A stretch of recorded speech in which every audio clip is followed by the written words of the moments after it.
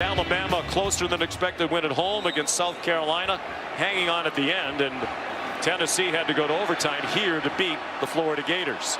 And these are the sides of the ball that have struggled. Tennessee's offense very inconsistent, and Alabama's defense giving up a lot of big plays the last few weeks. Nico Iamaleava, the redshirt freshman, first-year starting quarterback, throws a slant behind his intended receiver, Brew McCoy. There are the numbers. Of course, the first 4 games against lesser competition, Chattanooga, NC State, Kent State, and then Oklahoma. The last 2, the yards per game way down, and the sacks have been a huge issue. They like to go quickly. Dylan Sampson, the SEC's leading rusher, got 2. It'll be 3rd down and 8. Deontay loss on the stop. And you can tell Nico Iamaleava, really a young quarterback, and you can always look at the quarterback's eyes to tell their comfort level. Starts on the left, scans back to the right, then goes back to the left before finally finishing on the right. He just looks unsure. His feet are not in sync. His eyes are not in sync. So Josh Heupel's got to really calm him down on a big stage today. Short set, and that one's on target to McCoy. Chopped down with a first down inside the 40-yard line.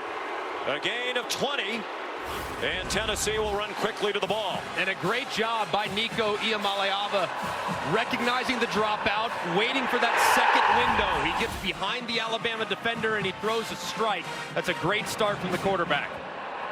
6'6", 215-pounder is Iamaleava. On the run, Dylan Sampson. The ball comes out at the end of the run. Alabama saying they have it, and the officials concur.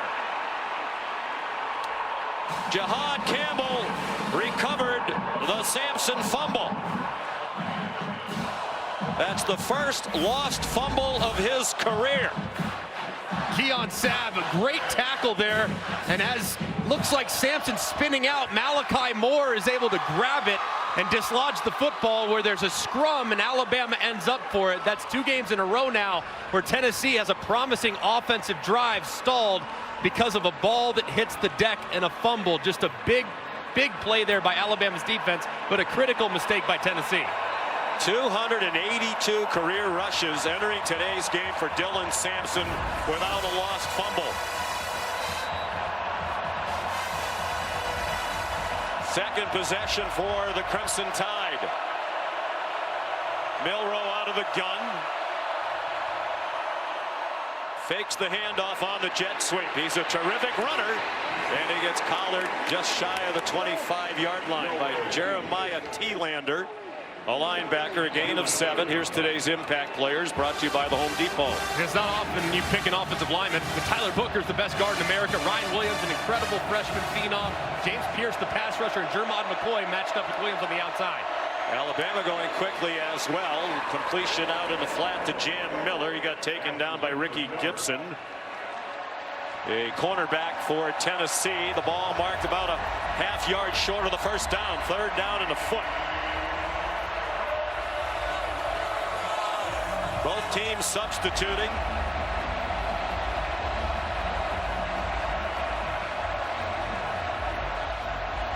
And both running backs on the field for Alabama, Haynes and Miller. Under center, Milroe trying to get the Vols to jump.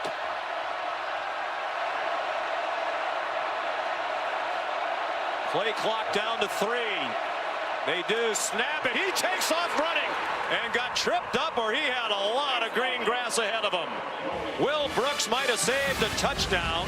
Great call and beautifully executed. And really nicely done by Jalen Milroe, recognizing that the left side is going to collapse, anticipating a surge right up the middle. Milroe finds it the outside. If not for an incredible shoelace tackle by Will Brooks, he would have been to the house. Brooks held it to a 9-yard gain.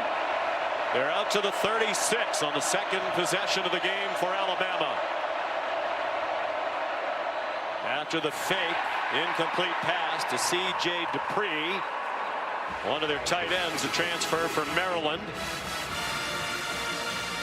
It'll be so important for Alabama today in the offensive line to neutralize this Tennessee defensive front. They are really good across the board. They play as many as 12 guys on that defensive front, so not a lot of guys have a ton of snaps, so they're all fresh throughout the game. So expect Alabama to try to win on the perimeter with short passes and sweeps to the outside.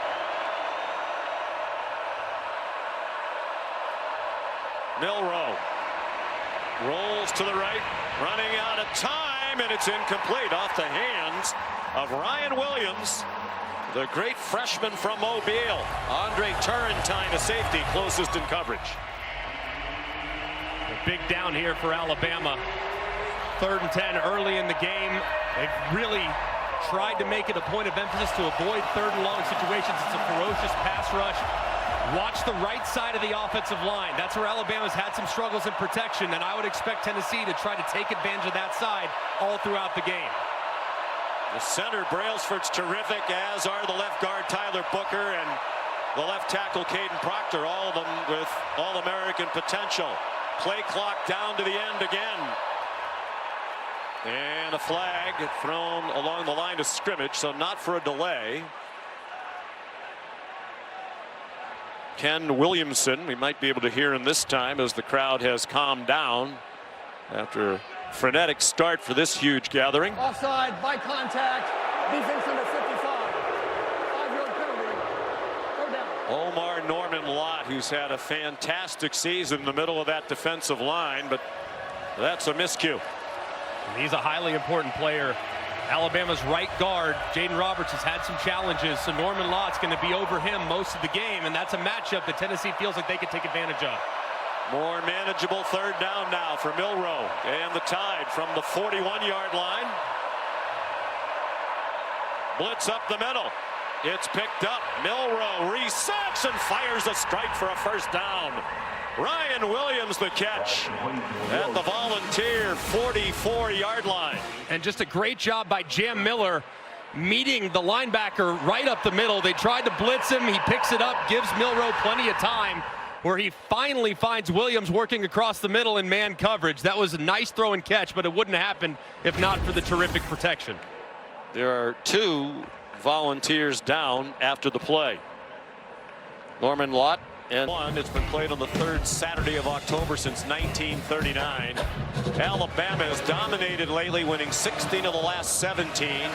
Tennessee had dropped 15 in a row to the Tide before they won here for Josh Heupel in 2022 in a wild 52-49 game. On a last-second field goal, the goalpost wound up in the Tennessee River. Quarterback draw, Jalen Milroe on 1st and 10. He got dropped by Jackson Moy. Down on the field, here's Molly McGrath. Well, Sean, crowd noise is absolutely deafening down here when Alabama has the ball. Their quarterback, Jalen Milroe, is frustrated with his inability to communicate with his offensive line, saying, they can't hear me. He went over to that group on the sideline, said, stay calm. I got you. I will get us going. That's exactly what he's done with some crucial runs early. They've been practicing with noise all week. Another flag and another crowd influence penalty, perhaps. 5-yard penalty. Having played here 3 times in 2006, 2008, 2010, this place is absolutely bonkers. It is so loud, so difficult to communicate. And talking to Kalen DeBoer this week, this is his first trip to Neyland, so maybe underestimating how loud it would be by forcing their quarterback to communicate so much here in the early going. Interesting, he put the offense on the field to start the game as well. On 2nd and 16, Milroe diving attempt, and it's incomplete. Intended for Ryan Williams. Their leading receiver is a true freshman. Had the huge game in the win over number 2 Georgia 3 weeks ago in Tuscaloosa when he had 177 receiving yards. And the scintillating 75-yard touchdown to win it with 2:18 to go. At 177 yards receiving, 2nd in Alabama history by a true freshman. And there he is, lined up at the bottom against Jermod McCoy, but this is looking like a zone coverage for Tennessee. David Bailey had 187 receiving yards against Auburn as a first-year player, and 69. His receiver slipped down. It was Williams again beyond the first down markers. But he slipped down on this natural grass field, and Milroe is now 2 out of 7 for 17 yards. And he had him too. Williams breaking across the middle, zone coverage. And because the ball is thrown just a little bit behind him, Williams tries to stop, just can't. Feet go out from under him, and that's a missed opportunity there for the Tide.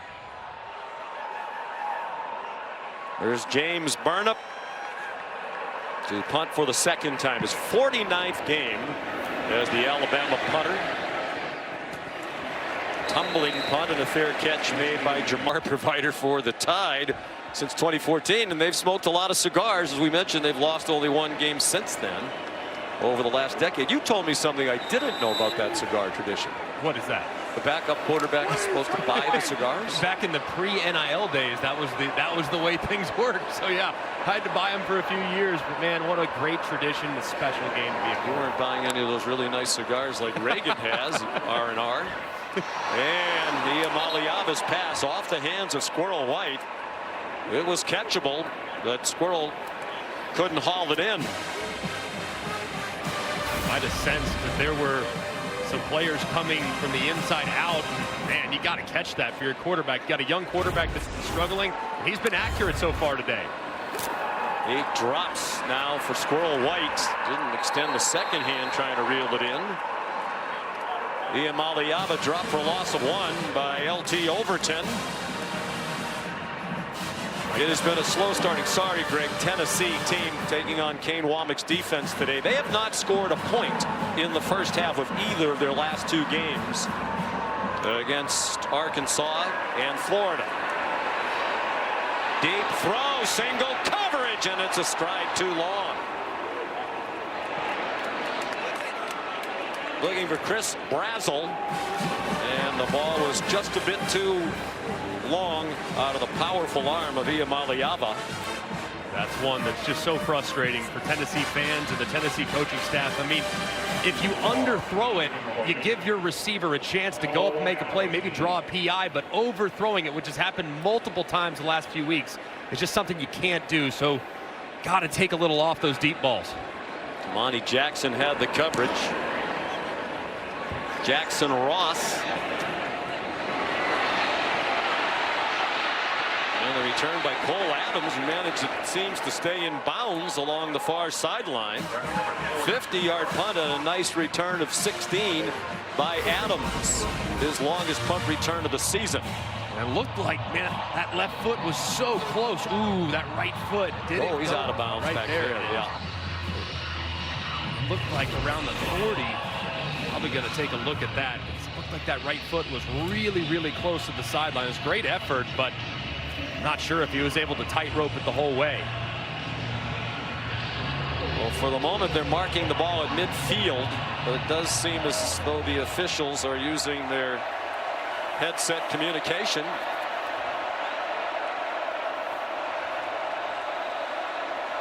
So they'll snap it from the Tennessee 49.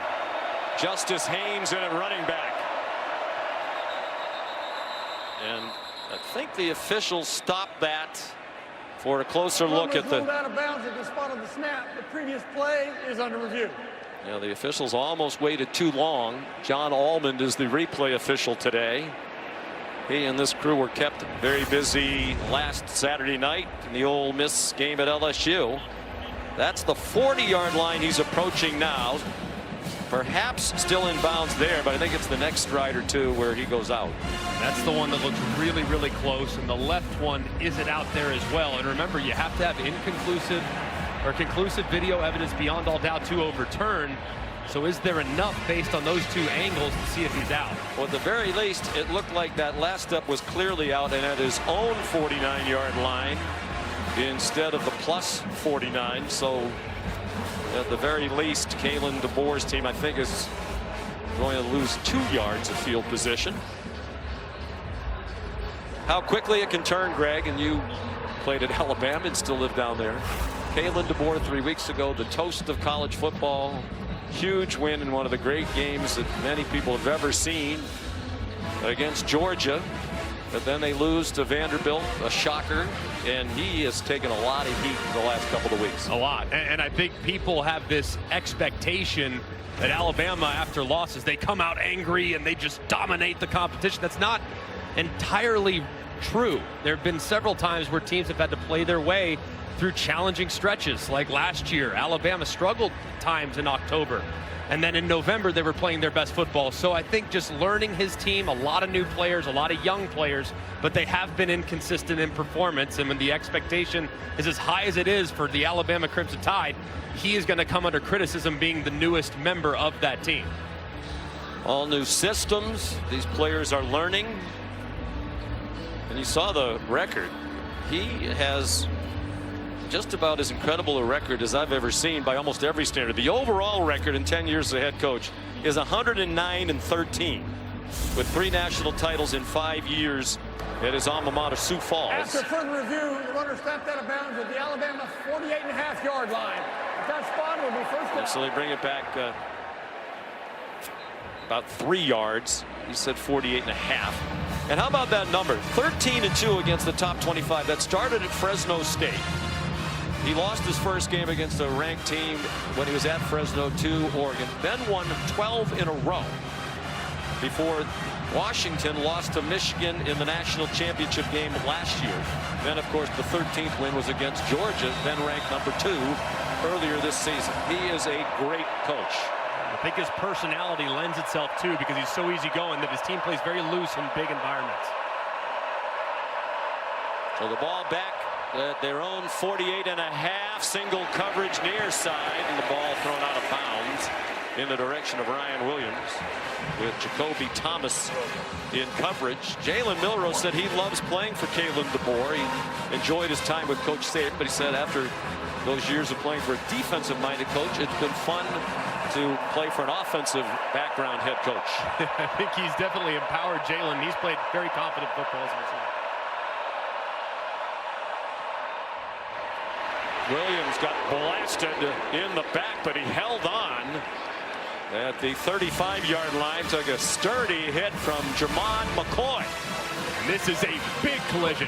Boom! Right there by Jermod McCoy. They believe that they can be physical with Ryan Williams. He's an excellent deep threat and is always a threat to go the distance, but he hasn't really faced a super physical secondary, and Jermod McCoy making his presence felt there after the catch. And he's just 175 pounds, Williams. The flip goes to Kendrick Law. He's inside the 20 and chopped down at the 15-yard line. Perhaps another touchdown-saving tackle by Will Brooks. It's a 20-yard pickup. And a great job, too, out in front. Watch Robbie Oots, the big tight end at 275 pounds, securing the edge and pancaking a Tennessee defender. Just great use of misdirection there. And I love, if you're a quarterback, seeing a completion like that gets out the gate. And it goes as a pass. The flip forward, just the 3rd catch of the year by Law, the junior from Shreveport. Alabama on the move at the Tennessee 15. Plenty of time for Milroe. Catching the flat by Justice Haynes. And he's taken down again by Will Brooks, the 5th-year senior who's from Alabama, from Birmingham, out of Vestavia Hills High School. He's got a lot on his plate today for sure. And in this part of the field, 10-yard line, 1st and 2nd down, this is where Alabama really likes to utilize Jalen Milroe's legs. If you look at their last 9 red zone carries, 8 of them have been by their quarterback. So anticipate quarterback run here if you're Tennessee's defense. Yeah, they love it with this empty situation. Tight ends bunched to the left end of the line. Milroe stopped for a loss. They knew that quarterback run was coming out of that formation. Jacoby Thomas took down Milroe for a 5-yard loss. And a great job right here on the edge. And you see he just kind of slows up Booker, who's trying to pull out and around, and he can't get there as a result of the way the edge defender collisioned the guard. Just a great play and sniffing out the Bama tendency as well. So 3rd and 10. 5 minutes to go in a scoreless first quarter.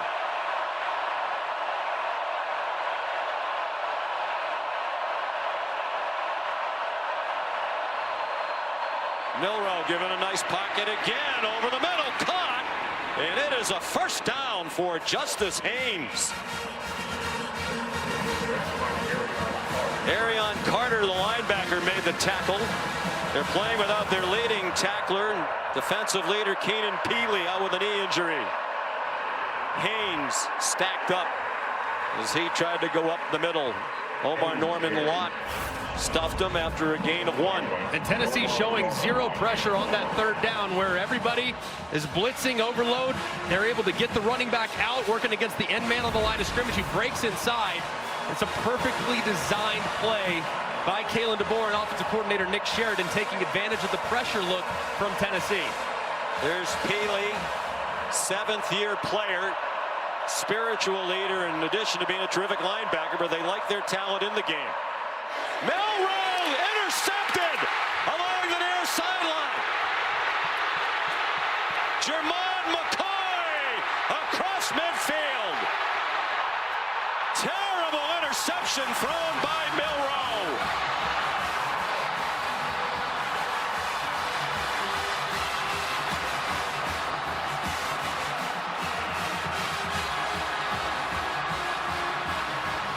And a 54-yard return by the transfer from Oregon State. And Jermon McCoy is so good with his eyes. Man coverage with Williams. He looks inside immediately. One-hand snag and reels it in. That could not be played better by the cornerback. You see how he located the ball immediately, was able to time his jump at the exact same time as the wide receiver, and he reels it in, and he's off to the races. Just a tremendous play, and you can see it from the progressive pylon cam. Outstanding.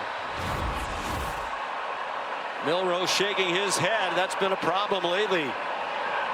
Mistakes, self-inflicted wounds, deflected pass, flutters incomplete, batted out of the air by Jihad Campbell.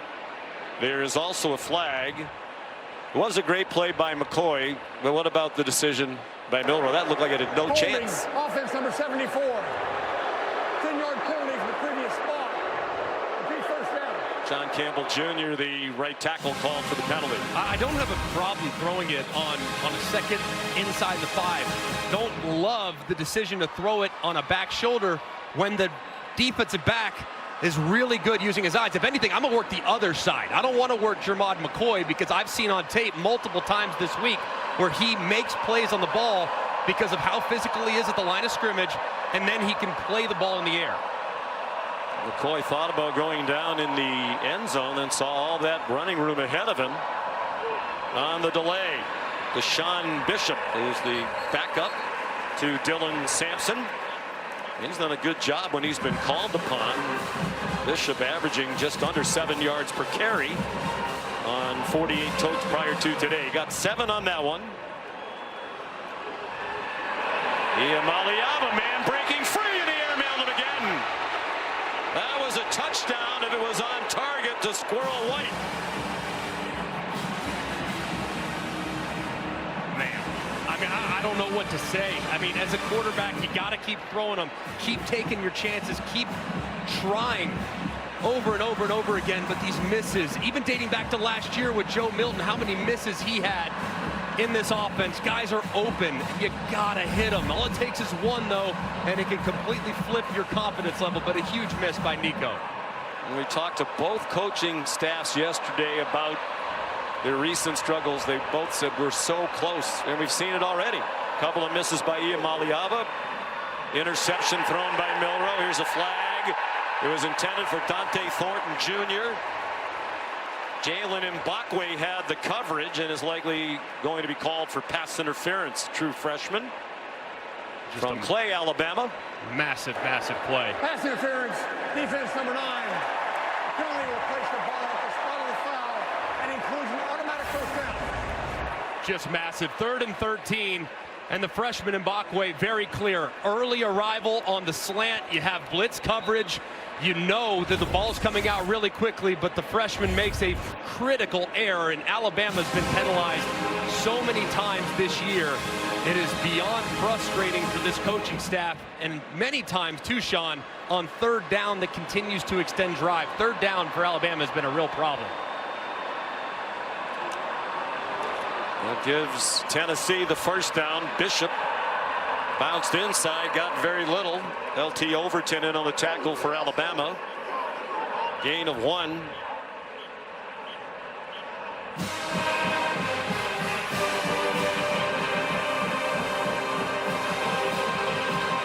Getting off the field on 3rd down has been a huge problem the last couple of weeks for the Tide when they've struggled.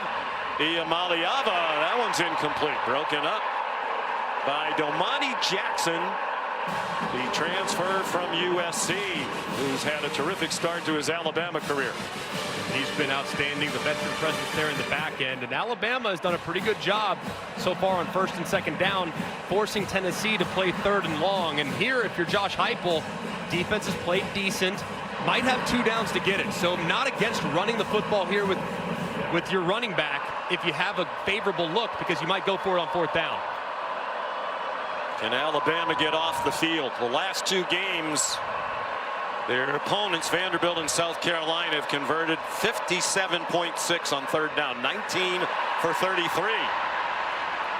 This 3rd down is stopped about 3 yards short of the marker. Dante Thornton tackled by Keon Sabb, and Josh Heupel is going to send the field goal team out. I know the Tennessee fan base not happy with that, but I don't hate the call. I mean, you got a big body wide receiver one-on-one. You think maybe he can make a guy miss and you could be out the gate. This will be a 53-yard attempt for Max Gilbert, redshirt freshman in his 1st year as their kicker. He's missed only once. And that was from 53 against NC State. He's now missed twice from 53. Wide right, what little breeze there was and was at his back on this 72-degree day in East Tennessee.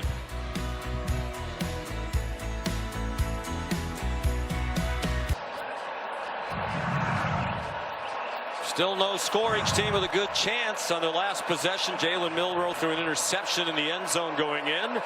Tennessee just missed a 53-yard field goal. That's 12 straight 1st half possessions without scoring a point now for the Vols. Back to the Oklahoma game 3 weeks ago. Jalen Milroe with Jam Miller, the running back.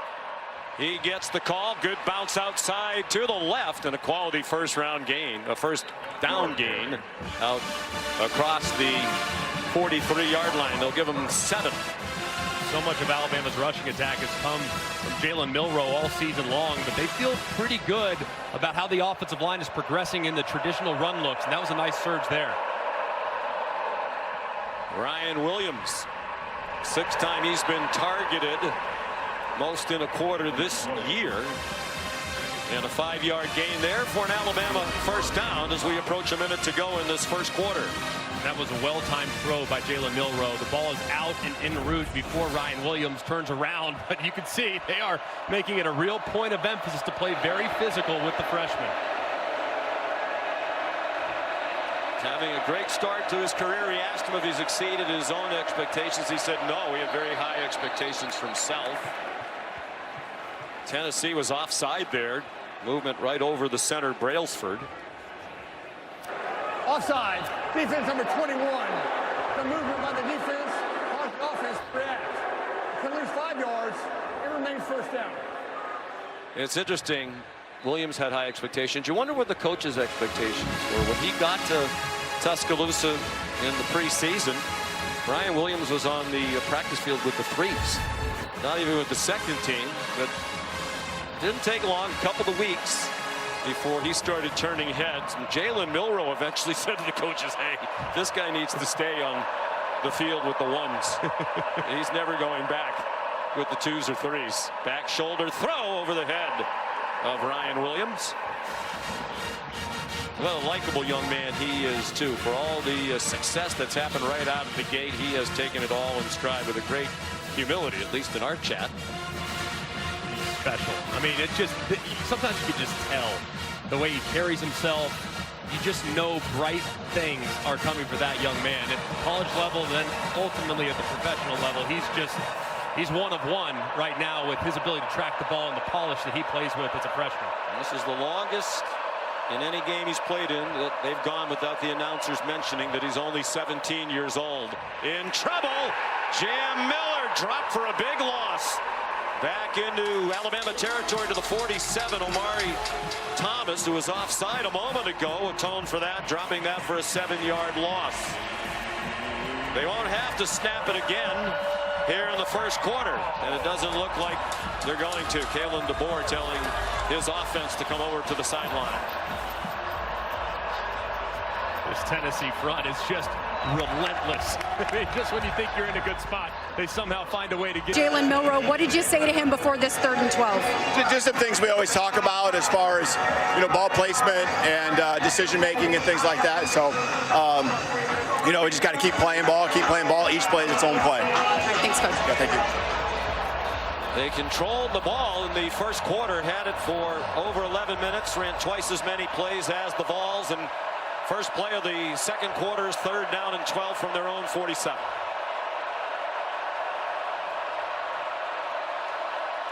Williams is clearly their #1 target. Looked like the motion man might have been going up the field early. Pass incomplete, and there's a flag.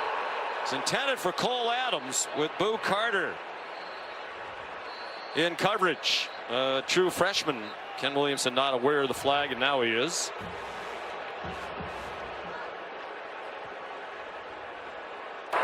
Pass interference. Defense number 23. Penalty will place the ball at the spot of the foul. Automatic first down. Big mistake there by the freshman. Cole Adams does look like he's starting upfield a little bit there. Might have gotten away with one, but as he's working across, it looks like Carter grabs him with that left hand to slow down Adams and to allow him to recover a little bit. So a good call by the official, but a big mistake. Another 3rd and long converted because of a penalty by one of these two defenses. Already 4 penalties against the Volunteers. 2 tight ends on the field now for Alabama from the Tennessee 33. On the delay, Jam Miller made the first man miss and then got tackled inside the 35 after a 4-yard gain by Caleb Perry. That part of the offense is going to be so important for Alabama throughout this game because of how good that pass rush is. You have to be able to run right at them. They have really disruptive guys, but Alabama's their run game's been super inconsistent outside of Jalen Milroe, so getting it in more traditional looks will be really beneficial to kind of calm down that Tennessee defensive front. Tennessee was still getting set. Milroe didn't have anything, so he pulled it down and runs for another first down. 8 yards on the run for Jalen Milroe. Boo Carter, the tackle. His penalty was huge. And a great decision there by Jalen Milroe. Unblocked defender blitzing off the right. That was Arion Carter, and he takes off to the left. Last week, Alabama and Jalen Milroe tried to buy too much time. He retreated in the pocket. That time he attacked the line of scrimmage and became a runner and was able to convert a first down.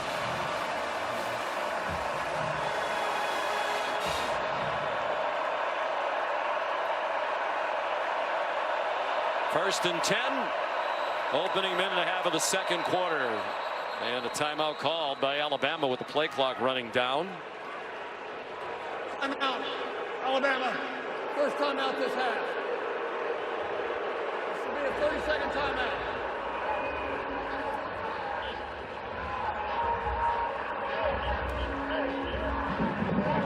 So a timeout. I don't know if it was because the play clock was close. Sean McDonough, Greg McElroy. Watching this Alabama team on TV prior to today and on tape preparing for this game, my question to you as somebody who's around the Alabama program all the time, in addition to Ryan Williams, after Ryan Williams, who's a true freshman, who's the next wide receiver you can really count on? And these two running backs, Haynes and Miller, are very nice players, but to me, they don't look like the great running backs that Alabama's had in the past. So, as you're judging Kalen DeBoer and the 5-1 record right now, not as many playmakers, to me at least, as we're accustomed to seeing. Yeah, the personnel, based on Alabama's standards, is not necessarily at the same level, particularly within the weapons. And Jeremy Bernard is a really solid wide receiver, but he's not a guy at this point in his career that's going to take over the game. And the running backs kind of in the same boat. So they're all very solid, but one outside of Williams has really yet to emerge. And again, solid tight ends, but not that guy who's going to get you the big catch in the red zone or on third down. Here is Jeremy Bernard breaking tackles and out of bounds near the 5. Andre Turrentine prevented the touchdown. Bernard's a nice player, but last year at Washington, he was their 4th wide receiver behind some really talented guys. But their 4th wide receiver nonetheless. 21-yard gain. Miller, the running back. Milroe for Williams. This time they complete it. A juggling catch for a touchdown. With Ricky Gibson in coverage.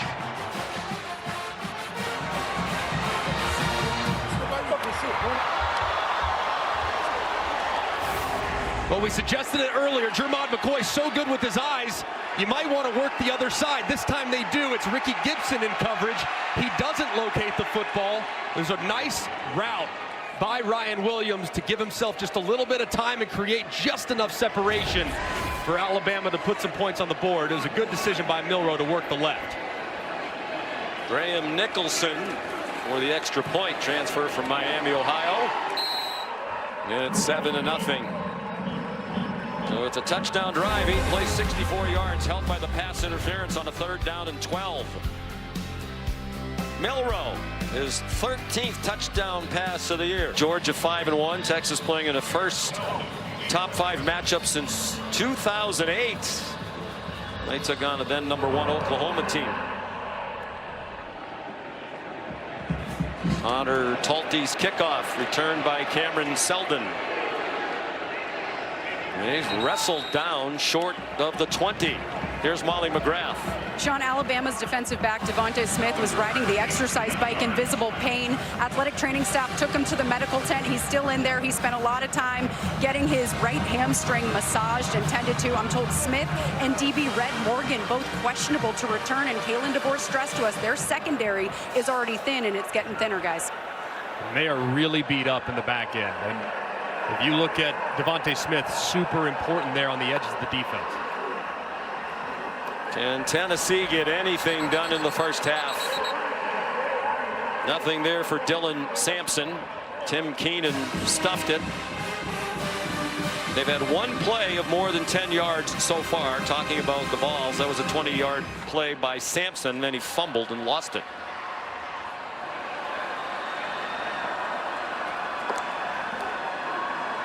Nico Iamaleava, wide open receiver. Ethan Davis, tight end, to the 30-yard line. And there's a flag. Crowd thinks that Iamaleava was roughed, and they're right. Defense number 90. 15-yard penalty from in the run. Automatic first down. Jordan Renaud, the redshirt freshman from Sarasota. Looked like he won inside, but he just continued on and throws Nico Iamaleava to the ground, and that's a good call by the official. I mean, it's not crazy vicious, but it's unnecessary. So just a poor decision there by Renaud, who'd started to see his playing time increase these last couple weeks. Nico Iamaleava's parents, Iamaleava family from Southern California. Nico is the 3rd eldest of 8. He gave it to Dylan Sampson, and that's why he wears the number 8. One of 8 children. They have another quarterback on the way, younger son Madden. Nico told us yesterday he's just committed to play at UCLA.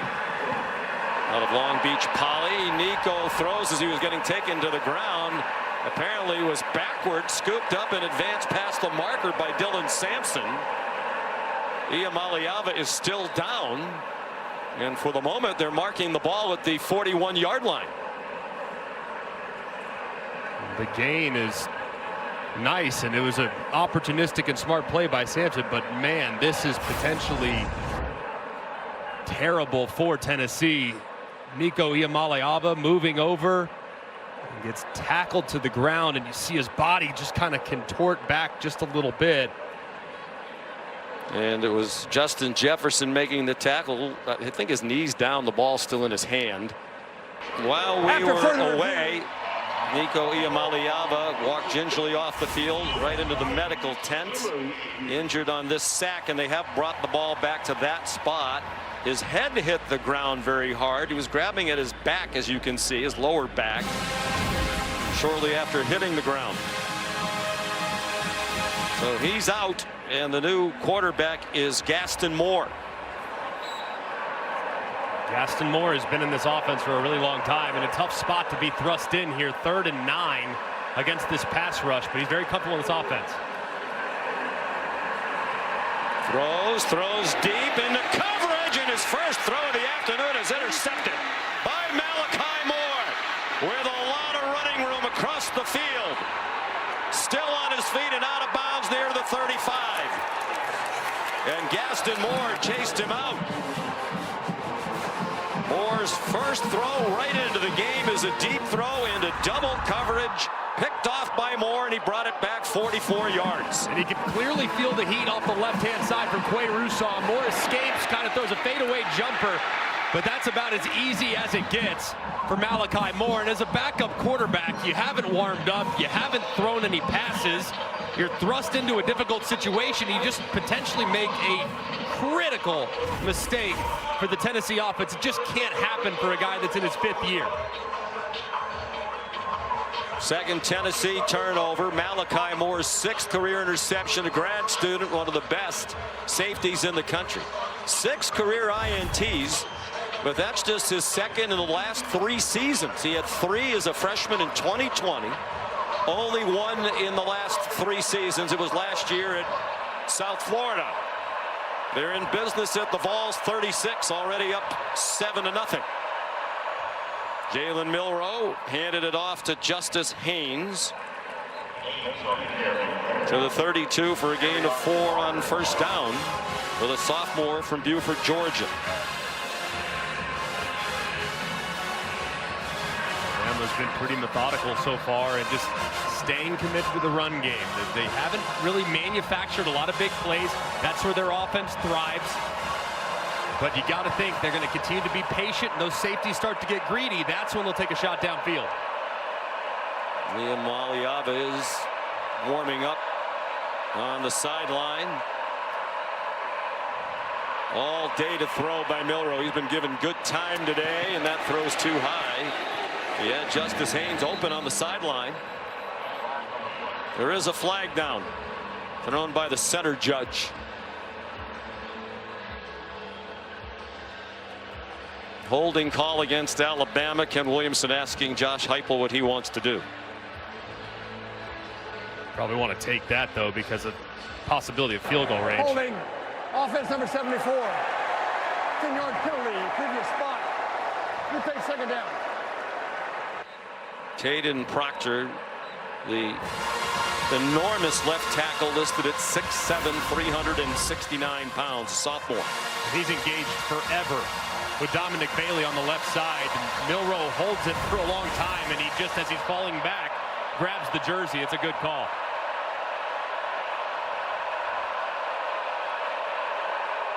So they're likely out of field goal range here. Milroe, just a 4-man rush. Justice Haynes open again along the sideline. Jamad McCoy there to take him across the boundary. Just a 2-yard pickup. As a quarterback here, you're really thinking, how do I make this field goal more manageable? Because at this point, hey, if a guy pops downfield, no problem. What you can't do, you absolutely cannot take a sack, because that eliminates the decision-making process for your head coach. So you got to get the ball out and find a favorable matchup, which is always number 2, Ryan Williams. Nicholson's tried only 2 field goals this season. He has a career long of 52 at Miami of Ohio. Play clock running out. It has expired. Game. Offense. Penalty. Remains 3rd down. Well, both coaches talked about self-inflicted wounds in recent weeks, and we've seen some on both sides today. 6 Alabama penalties and 4 against Tennessee. Now that one is certainly something that shouldn't have happened. Tennessee lined up that time in a what looked like all-out pressure look. Now let's see if maybe they show that all-out pressure look and then drop out, because 3rd and 20 is not one where you want to be blitzing the house. Milroe, play clock down to 5. Play clock at 1. He didn't get, well, the official, the back judge started to reach for the flag and then stopped. Milroe pressured and threw it away. Dominic Bailey put the pressure on. They were just about to get flagged again. The back judge, Keith Parham, put his whistle to his mouth, started toward the line of scrimmage. And there is a flag at the end of the play. Oh my goodness. Penalty will place the ball at the spot of the foul and includes a loss of down. Now 4th down. Jalen DeBoer and Jalen Milroe probably would have loved to have had a delay of game then. But tick 1-0, and yes, that should have been a delay of game. As a result, the offense is just completely discombobulated on the left-hand side of the offensive line. Tyler Booker never gets out of his stance, and Milroe has no choice but to just get rid of the football. Well, having participated in the officiating exercise of the Georgia spring game, and you've been there as well, Steve Shaw, national coordinator for officials, brings media members down. I was a back judge, and one of the things I learned, if in doubt, if it's close, the offense gets the benefit of the doubt in that situation. So I think it was a good no flag, as it was very hard to judge. I'm just proud of you for remembering the mechanics. That's all I remember. Burnham's punt goes into the end zone. It's also very hard because you have to look up if you're the back judge at the play clock, and you also have to try to judge when the ball snapped, and you're looking through a lot of bodies to see that football at field level. So the crowd trying to implore the Tennessee offense, which has been stagnant now for a couple of weeks, and Nico Iamaleava is coming back in. And that's a relief for Nico's parents as they look on, and all of Vol Nation, because their backup quarterback situation, as evidenced by the mistake made a moment ago and the interception that Gaston Moore threw that was egregious, their backup quarterback situation not very good. Iamaleava is 3 out of 8 for 37 yards. High throw, good catch. Brew McCoy dragging tacklers, refusing to go down, and finally they get the whistle for the stoppage of the forward progress after an 18-yard gain. And I think Brew McCoy needs to be more of a featured player in this offense. He's big, he's reliable, and he catches almost everything. They go quickly, and it's Iamaleava, who can really run. He's a long strider at 6'6". Here's Molly. Well, Sean, Tennessee quarterback Nico Iamaleava was clutching his left side in pain in their injury tent. I'm told it's his left hip that was injured. You saw him warming up. He looked a little bit rattled, but told teammates, "I'm okay." He goes to a play action pass here, and a diving catch made. Chris Brazel, a transfer from Tulane, where he started 8 games last year. They're at the 43 and going quickly. It's a 17-yard gain. Finally a little life in this Volunteer offense. Cameron Seldon had just 7 carries all year entering today. My question would be, where's Dylan Sampson for this offense? Just 5 carries so far in this first half. He needs to get a lot more because he's by far their best player, but this offensive drive, finally a little rhythm for the Tennessee offense.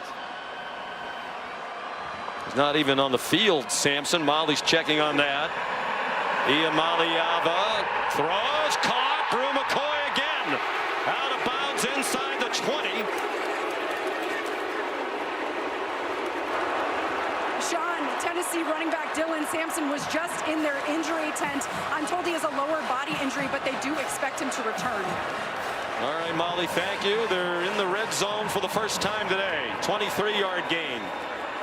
Iamaleava running out of time. Hit as he throws. Intercepted.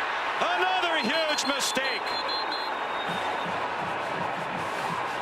Q Robinson delivered the hit. Take a look at the interception from the AT&T Connected cam. Nico Iamaleava makes a terrible decision. I mean, he rolls out, his quarterback spy, his eyes are all over the place, he's rolling, doesn't like it. You have double coverage by Alabama right here. Double covered out here in the flat. and over the top. This ball needs to go into the band, and Nico doesn't. As a result, it's tipped up and intercepted, and Alabama has another big turnover. First career interception by the true freshman, Jalen Mbakwe. On first down from their own 12, Jam Miller for Alabama. Just a tough situation. It's Tennessee now 3 turnovers. Nico feeling it a little bit. That left hand, see a little grimace on his face. Can't make careless decisions. Just his 8th career start. Still learning as he goes, but by now he should know better than that. As you said, throw it away. Ryan Williams the catch, 2 yards short of the first down. It'll be 3rd down and 2. Big down here for Tennessee's defense. Quarterback makes a critical mistake. Now you have a chance to get off the field in the 3rd 3-and-out situation and get it back to your offense with decent field position. So imperative here for Tennessee that they are really strong along the line of scrimmage. 3 out of 6 on 3rd down. Came in at 44.7% for the year. Milroe with pressure coming, runs away, throws on the run, broken up by Jermod McCoy. He was pressured by James Pierce, who has not been much of a presence. Preseason first-team All-American, and he chased Milroe. And a tough spot for the left tackle, Caden Proctor. He's trying to get both of them. He misses both. It forces Milroe to roll to his right, where he tries to execute a scramble drill, and he can't. That was really well defended by Tennessee's defense, and it was huge for them to get that 3-and-out. Their 2nd straight and the 3rd for the Alabama offense today. James Burnip to punt. So 3 Tennessee turnovers, but Alabama won't convert any of them into points. Their touchdown came after a missed Tennessee field goal. Let's take a look at coverage where it counts, presented by T-Mobile. Turnovers have been the story. Dylan Sampson, the best player on the team, fumbles on the opening drive. It was promising, and he coughs it up. Then the backup quarterbacks thrust in because Nico gets hurt. He throws a careless pick, just an awful decision that's returned by Malachi Moore, and then Nico takes his turn. Tries to throw it to double coverage. When the pursuit was on, it's intercepted with ease. Just 3 massive mistakes for Tennessee as this offense continues to struggle in the first half. No first half points in their only loss of the season at Arkansas. None last week against Florida. They rallied back to win in overtime. Dylan Sampson back on the field, just his 6th carry. For the leading rusher in the SEC coming in, 116.5 yards per game, 9th best in the country. And 15 rushing touchdowns, most through the first 6 games of a season by any player in SEC history. And it's quite a history. Keon Sabb is injured. Those are the numbers entering today. 6 straight games with a touchdown coming in for Sampson, a junior from Baton Rouge, where he broke a lot of Eddie Lacy's high school rushing records. Sampson's just been incredible for this Tennessee offense. And Keon Sabb, the transfer from Michigan, young man's been playing hurt really all season long, and there is a possibility that, you know, he isn't really able to practice all the time throughout the week, but just continues to give it a go every single Saturday for this team. But he's in a big collision here, and that right foot rolls just a little bit, and he goes to the ground as he's been nursing an injury. I guess I could ask you the same question about Tennessee I asked about Alabama. Where are the stud wide receivers, as we've seen in recent years for Tennessee? Yeah. Who's the go-to guy? There really isn't one, and they've all been a little banged up. I mean, they are rock solid. Brew McCoy's rock solid. Squirrel White's got great speed. Thornton, I think, if he can get healthy, he's got a chance to become a number 1. But they've been getting open. It's really been more about the inaccuracies and the issues in protection. It's not really been the receivers Offside. as much. Defense number 11. A movement by the defense caused the offense to react. 5-yard penalty. 2nd down. But you're right, Sean. I mean, there isn't a Jalen Hyatt in this Tennessee receiving core right now that just scares you to Cedric death. Tillman among the draft choices in recent years. Josh Palmer, go back to 2020. Jawan Jennings, who's having a really nice NFL career. As you said, it's a good group. There are those drafted since 2021, and Jennings in 2020. Niamaliava flagged down as he threw it, thrown behind the line of scrimmage. Well, we saw it last week and we're seeing it again today. This crew not afraid to throw the penalty flags around. This will be the 13th assessed penalty if it is accepted.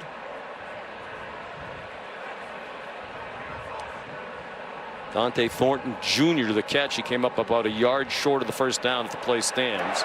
Personal foul, hands to the face, defense number 50. 15-yard penalty, 1-1, automatic first down. Tim Smith. He's working against the left guard, Andre Carrick. Left guard's head pushing all the way back as Tim Smith, defensive end, defensive tackle, guy can play inside and out. Getting that hand a little bit too high. Another critical mistake from Alabama, just gifting yardage by way of penalty. Big walk-off down to the 35-yard line. Well, Alabama, huge edge, 2-to-1 edge in time of possession. Josh Heupel's team still down just 7-0. And moving with now under 5 minutes to go in the half. Sampson stopped at the 32 by Deontay Lawson, one of the best linebackers in the country.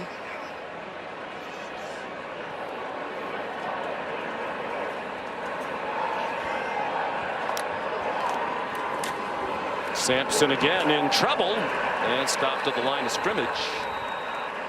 They don't go as fast as they used to, Greg. You know, this was one of the fastest teams in the country at snapping the ball. Much slower this year. They still want to go fast, but with a young quarterback. They're also seeing some defensive looks that they haven't seen in the past. They're about 5 seconds slower per snap this year. That one's batted down. Tim Keenan, the pressure in the middle of that defensive line.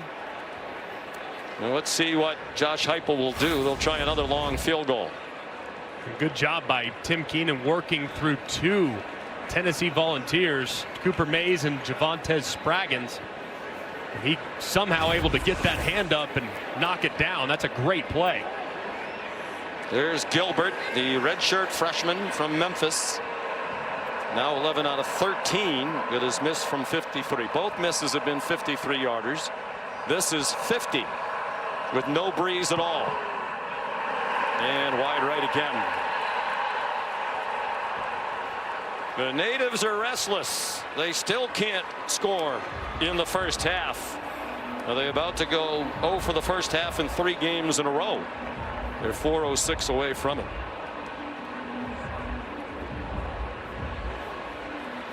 Chargers in the beautiful Valley of the Sun to take on the Cardinals. Jalen Milroe dumps it off. C.J. Dippre, the tight end, up and over and out of bounds with a gain of 7 on first down. This is going to be important for Nick Sheridan to continue to do. This is a really good defensive front.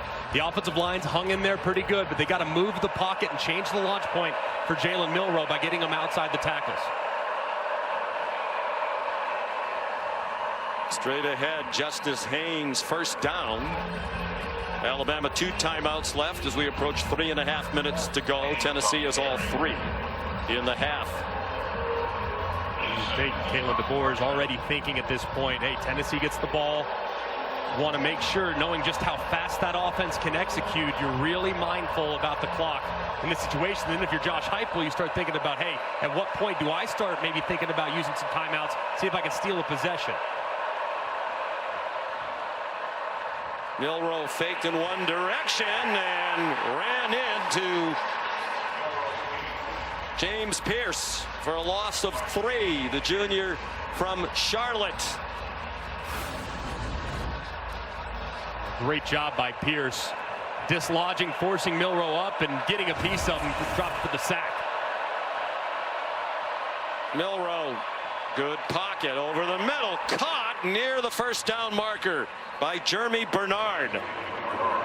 And the official signaling it is a first down at the Volunteer 46. That's a big league throw by Jalen Milroe right there. Over the middle, a lot of traffic. That's a throw he probably would have avoided last year, but just shows you the progress he's made under Kalen DeBoer and this coaching staff being really confident attacking the middle of the field in the intermediate portion of the field as well. James Pierce is down on the field. Zone coverage across the board. You see those linebackers part. You try to feed it right there. The safety, Will Brooks, almost is able to arrive. He's just a half step slow, and that's big time too by Jeremy Bernard, knowing contact is coming. Go up, secure the catch, brace for contact, and reel it in for another first down. Certainly got the benefit of a good spot to just barely pick up the first down. Pierce walking over to the sideline, seems to be fine. So let's go back and look at this spot. It's currently right now on the 46-yard line. It looks like it's about right. It's pretty close. The yellow line is unofficial, but it does appear like that spot seems pretty good. Yeah, too hard to overturn, certainly. As close as it was.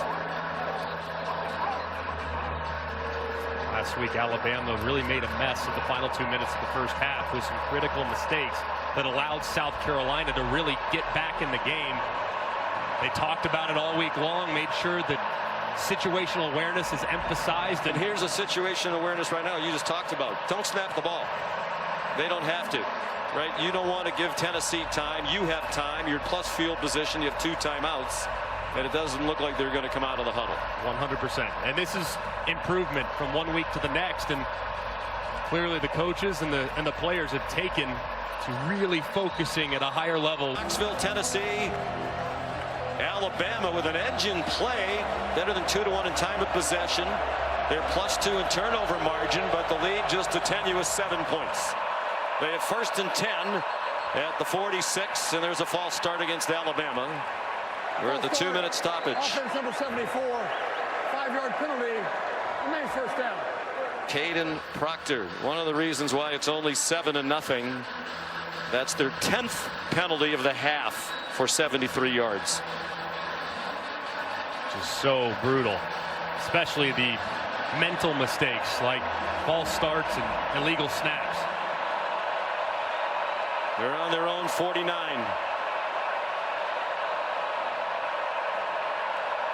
Justice Haynes on the left hip of Jalen Milroe. Some twisting inside. They don't get close to the quarterback. Catch at the 40-yard line, 4 yards short of the first down. Ryan Williams the catch. That's the 12th target of the freshman wide receiver in this first half. The rest of the team combined has 11 targets. He is clearly their #1 weapon. Jam Miller jammed down by Tyree West. And a timeout called by Tennessee. Josh Heupel wants the ball back. This team's known for their high-flying offenses at UCF in here, but not recently. Here's Kevin Nagandi. Sean, good afternoon. Sean. A great doubleheader of SEC action. This one and then number 5 Georgia, number 1 Texas. All 4 teams in the top 11. 3rd down for Alabama. You anticipate pressure here from Tim Bakes and his defense.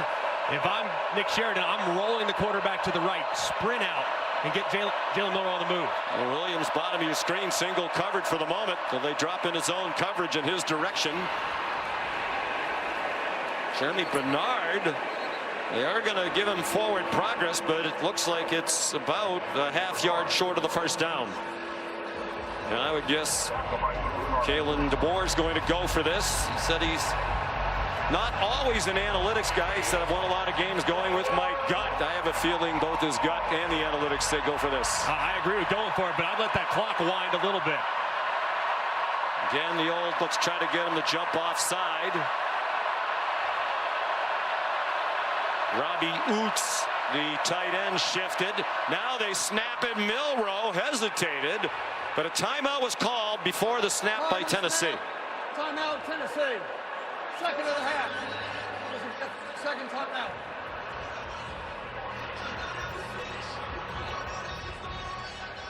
Well, Josh Heupel didn't like the way that was going.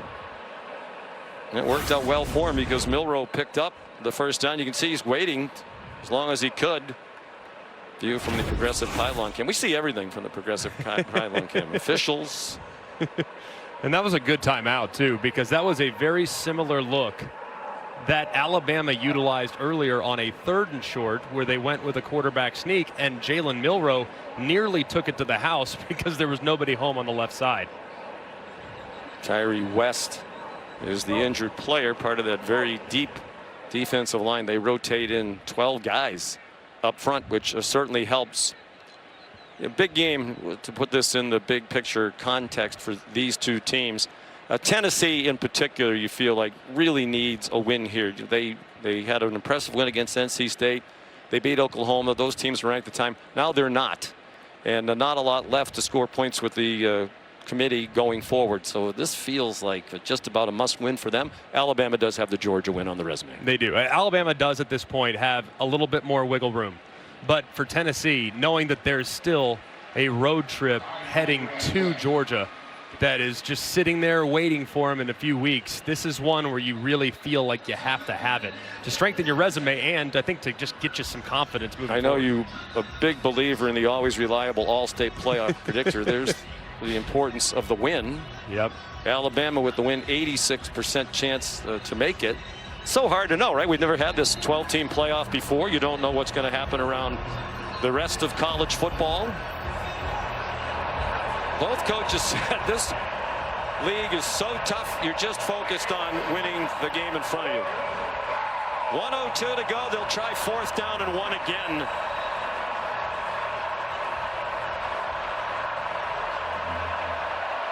Milroe runs under center. Quarterback sneak. Boy, it didn't look like he went anywhere from here. And I think it's going to be which official marks the ball. The far side spot looked better than the near side.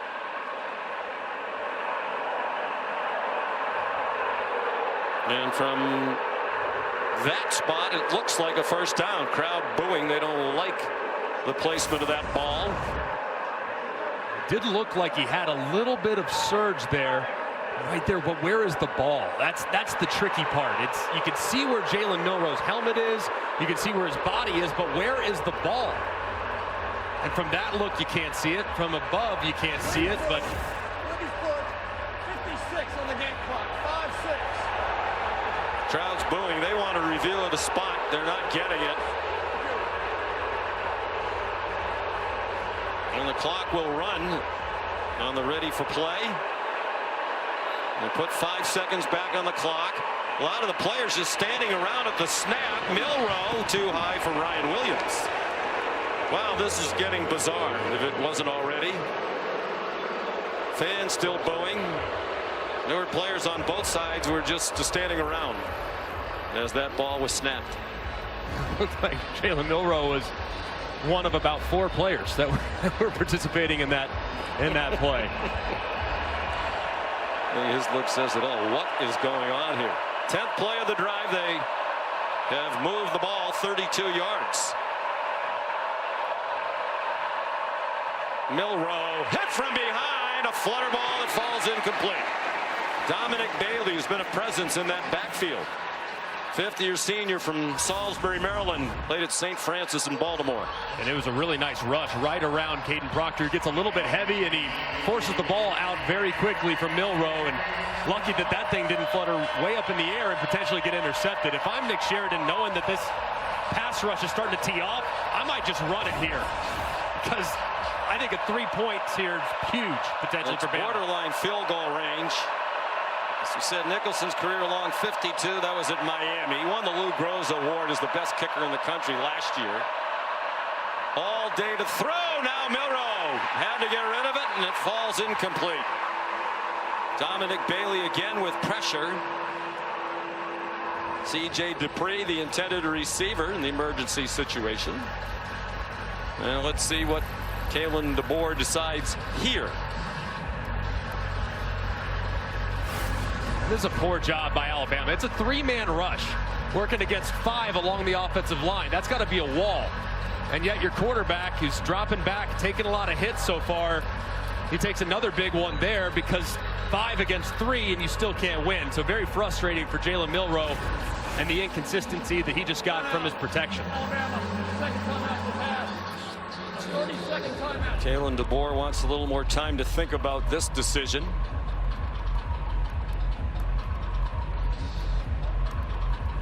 It would be about a 53-yard field goal. Nicholson last year made 27 out of 28 field goals to win the Lou Groza Award, including an NCAA record 25 in a row. Most of those numbers in the past. He's attempted only 2 field goals as a Alabama kicker in his first year from Cincinnati. Has made 1 out of 2.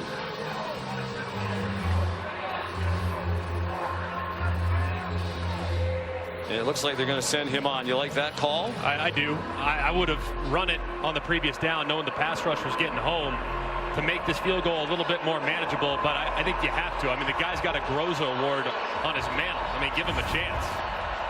Beat out Will Reichard with Alabama last year for the Lou Groza.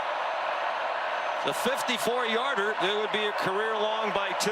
No wind to speak of.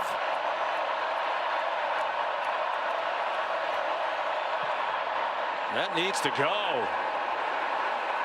Looked from here like the holder was spinning the ball around as Nicholson was approaching it.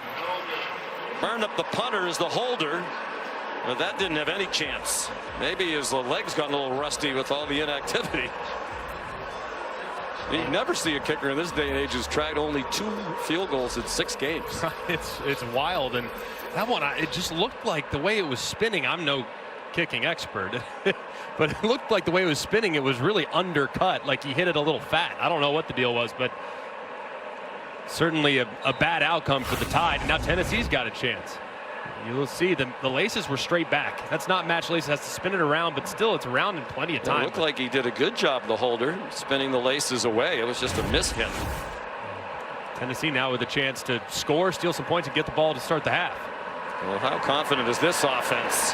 They might just want to take it to the house as Iamaleava is sacked by L.T. Overton.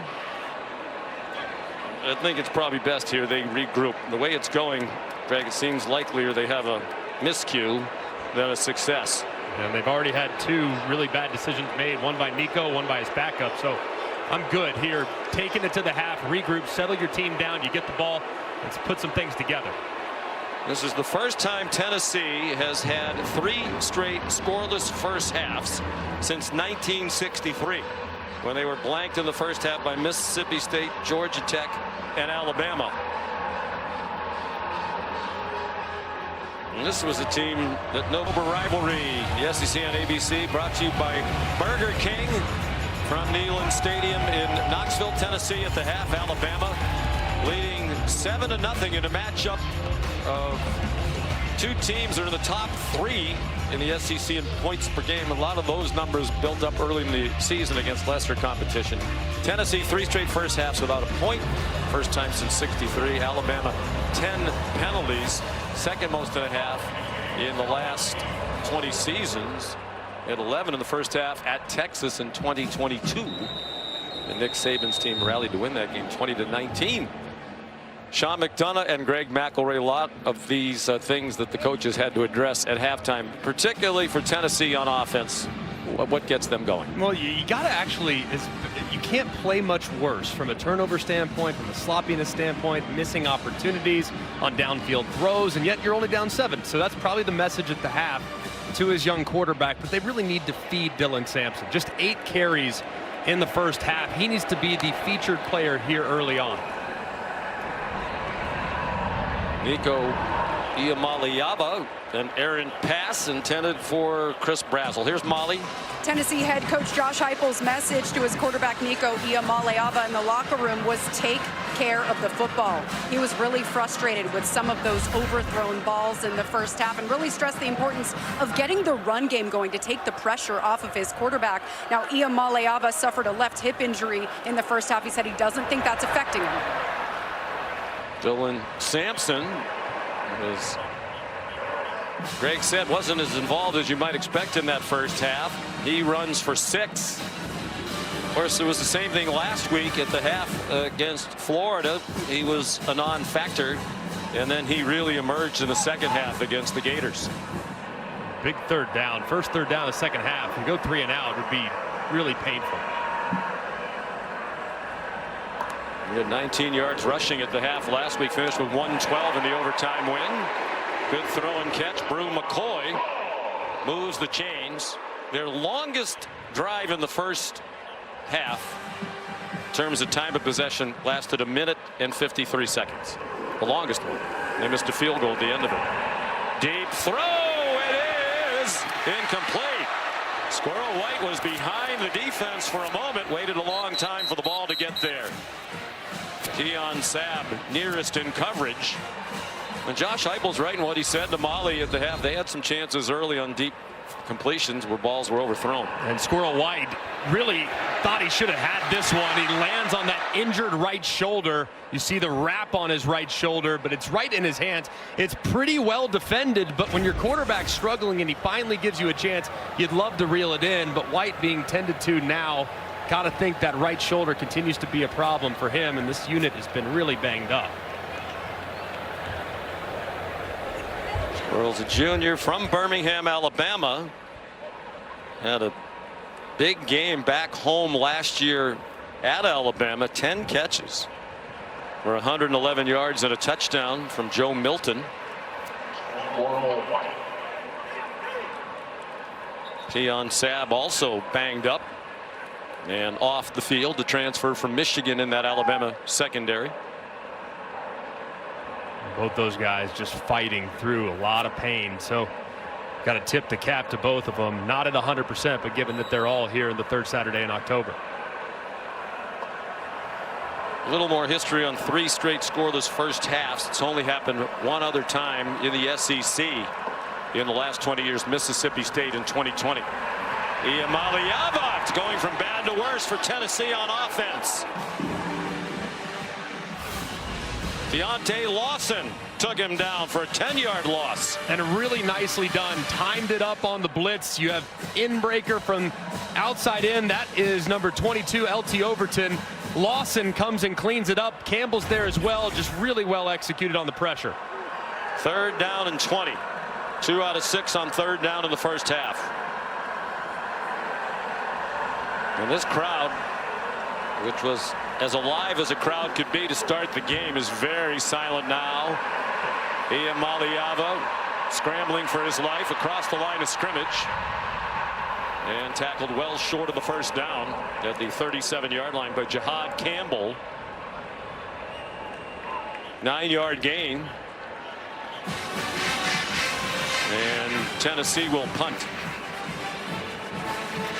It's a good job by Alabama. Gave up the first down on the slant to Brew McCoy, but standing tall, forcing a negative play, getting him out of schedule and getting off the field. Second punt for Jackson Ross. Cole Adams will try to return it, and he's tackled. There's also a flag down. It was the snapper, Matthew Solansky, who got down there to make the immediate tackle of Adams. Flag was thrown at the 20-yard line. There are 2 back around the line of scrimmage. 48-yard punt by Jackson Ross. Who had a career day at Alabama last year. Punted 5 times for a 53.2-yard average. Best day in Tennessee history for a punter with that many punts. There are 2 fouls on the play. Holding on the receiving team. Number 15, also holding on the receiving team. Number 20. Number 12, excuse me. That penalty will be enforced. At the end of the kick, it'll be first down. I never know, why they pick me for number 12. Why don't you assess it on the other guy? It's a tough spot to be in there for Xavier Mincy, the freshman corner. A lot of freshmen on these special teams units for Alabama. And now to start the second half, they will be deep in their own end with Tennessee's band about 40 yards to their right. A very loud section of the stadium that Alabama's operating in. Try to the Southland band. Big part of it makes the football experience here at Neyland Stadium one of the best in the country. Worst starting field position of the day for Alabama. From its own 6, Jalen Milroe. 15 out of 27 passing in the first half for 142. Gives it off to Jam Miller. He fights ahead for a pickup of 5 on first down. That's going to be really important for Alabama too moving forward. Jalen to drop back and to throw it 27 times against this pass rush, that's just not sustainable. They have to commit a little bit more to running the football between the tackles with Jam Miller and Justice Haynes. They ran for just 14 yards in the first half. Jam Miller gets the first down. Just takes so much pressure off the offensive line when you're committed to the run game. And this is a really, really solid offensive line. Parker Brailsford's one of the best centers in America. Tyler Booker, the left guard, future first-round pick. Caden Proctor is too. They just need to really trust those guys to move Tennessee off the ball. Brailsford, the center, transferred from Washington, where he played for Kalen DeBoer the last 2 years. Well, the run game effective to start the second half. Jam Miller gets 7 more.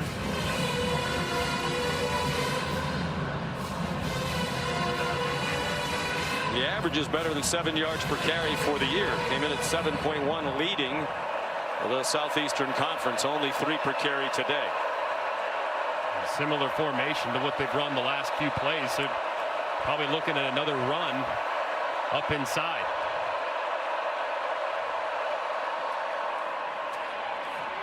Miller bounces it outside and has another first down. Taken out of bounds by Jeremiah Thielander, who's seeing more playing time today in the absence of Keenan Peely, their leading tackler, out for the year with a torn ACL.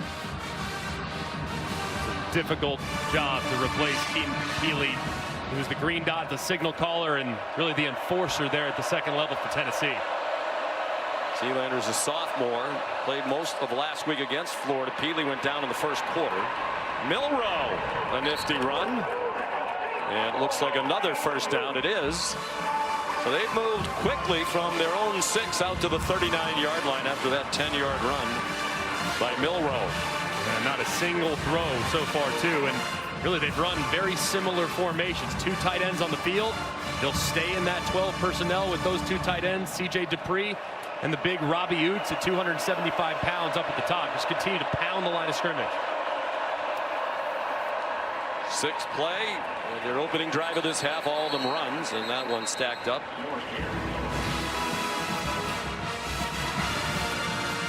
Justice Haynes.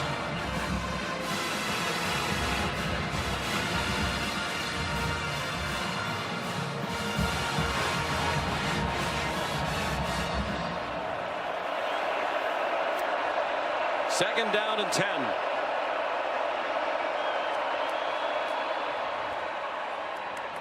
Seven straight runs, and Haynes again, he gets 5. He's averaged 6.4 per carry for the year. The right guard, Jaden Roberts, hobbling a little bit. He goes down to a knee, and I don't think this is one of those injuries you're questioning, because why would you go down right now with your... Jaden Roberts did walk off the field under his own power. He went straight into the medical tent. He gets rolled up by James Pierce, who gets kind of thrown inside trying to make a tackle, and that left ankle just twists. It's good to see Roberts off on his own power, eager to get back in the game.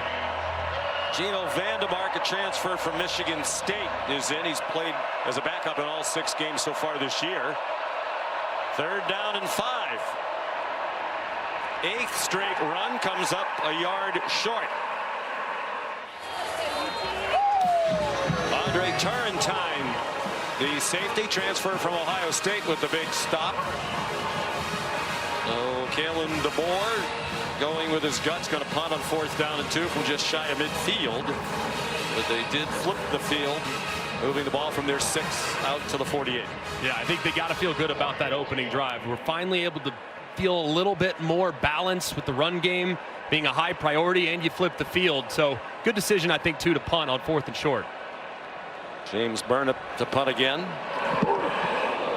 Just did get it off. Fair catch made by Jermod McCoy at the 9. Here's Molly. Well, Sean, Tennessee wide receiver Squirrel Wright couldn't fully lift his right arm to take off his helmet, but I'm told he is insisting on returning to this game. And Greg mentioned he's been playing through this injury for a while now. He is refusing to let it keep him off the field, guys. Their leading receiver for the year coming in does not have a catch today on 4 targets. Had a chance for a big play there.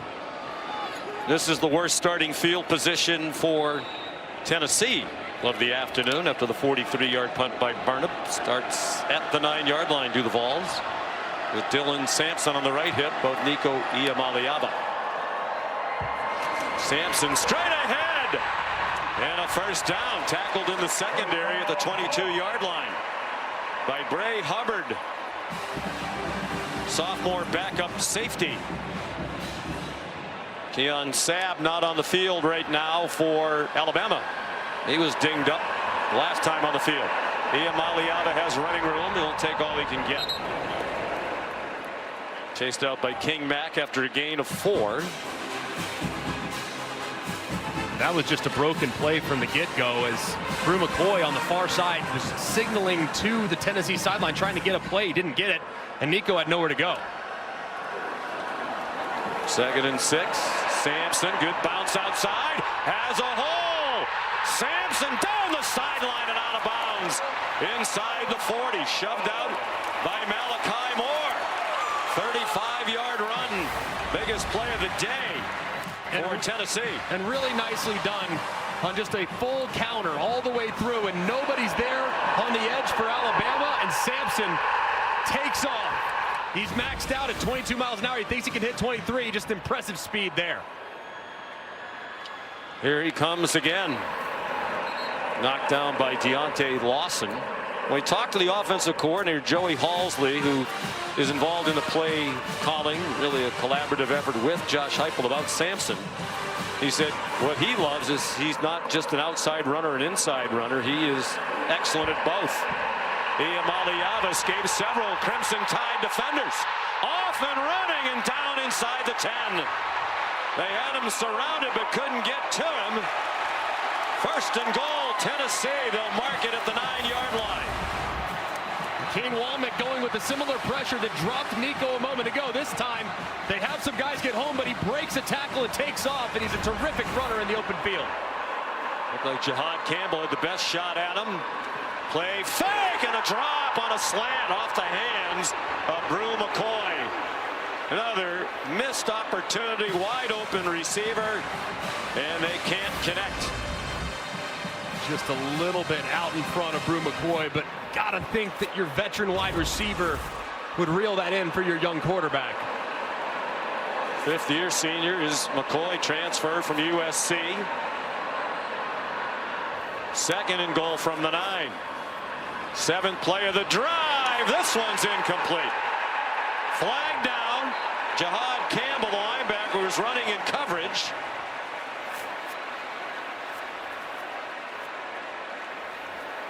Pass interference, defense number 11. Ball over the end zone, therefore by rule, the ball be placed at the 2-yard line and includes an automatic first down.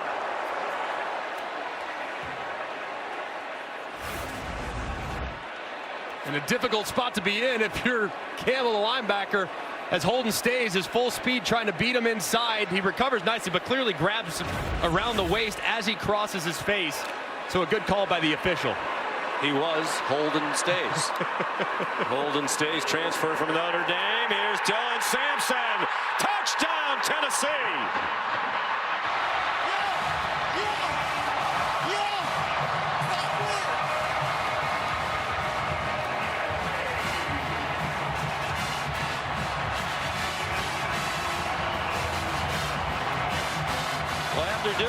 virtually nothing on offense all day long. They go 91 yards on 7 plays.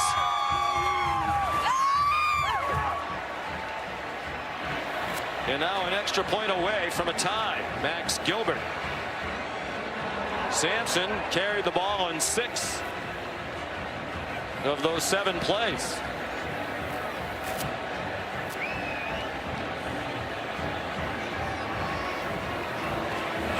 And it's a tie.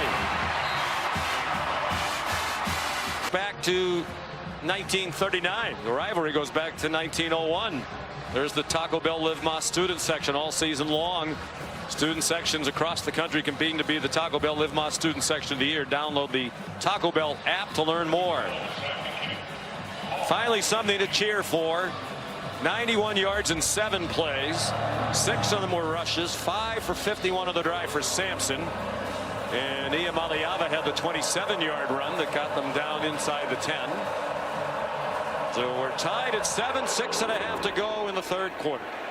In a very important game in the SEC with an eye toward the college football playoff. The Turbeville kickoff is a touchback. Here's our player check-in presented by Allstate. And one thing, Alabama's going to be committed to the run game, so they're going to get some one-on-ones with Ryan Williams. This is the one-on-one against Jermod McCoy. Look at the eyes from McCoy. Just incredible with his eyes. Plays the back shoulder beautifully. Intercepts the pass with one hand miraculously. Then Jalen learns from it. He looks the other direction at Ricky Gibson. Throws it perfectly. It's not as well covered, and it's resulted in a touchdown. So it's really more about players over plays, taking advantage of favorable matchups is what they're got to do in the passing game moving forward. Second possession of the half for Alabama. They had 7 straight runs on their opening possession. First pass of the half is complete. And it's Ryan Williams again for 13 yards.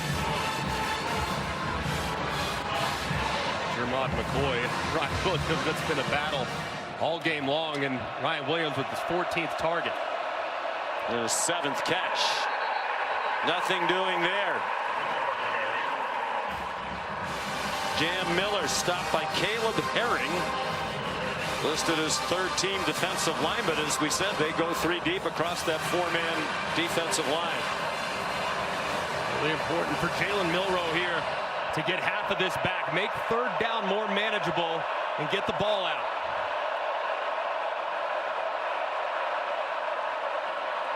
Another clean pocket. All kinds of bodies tangled, and a flag thrown against Jermod McCoy, we think, as he got tangled with Jeremy Bernard.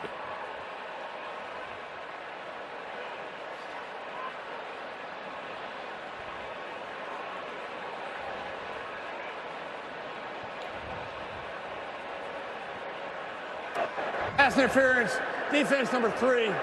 15-yard penalty from the previous spot. Automatic 1st down. McCoy's a very physical corner, worked in press coverage, man coverage against Bernard. Bernard's trying to break it to the outside, and it's a pretty easy call there for the official. But at some point, Bama's going to take a shot. They really haven't tried anything downfield. At some point, it's coming, and that one looked like it might have a chance. Second pass interference call against the Volunteers today. From the 48 rather of Tennessee. Play action pass. Milroe wisely throws it away over the head of Jeremy Bernard. Tim Banks, the defensive coordinator, has been here all 4 years with Josh Heupel. Brought some pressure after Milroe's now 16 of 29 for 154. A touchdown and interception, and he's been sacked twice. There's Tim Banks on the right. That's the teeth shot right there. I mean, they had it called. It was max protect, and yet you still don't have time to get it off. Tennessee, one of the best in the country with the pass rush, have allowed just 7 attempts over 25 yards. It's the 2nd fewest in the country because of how fast they get home.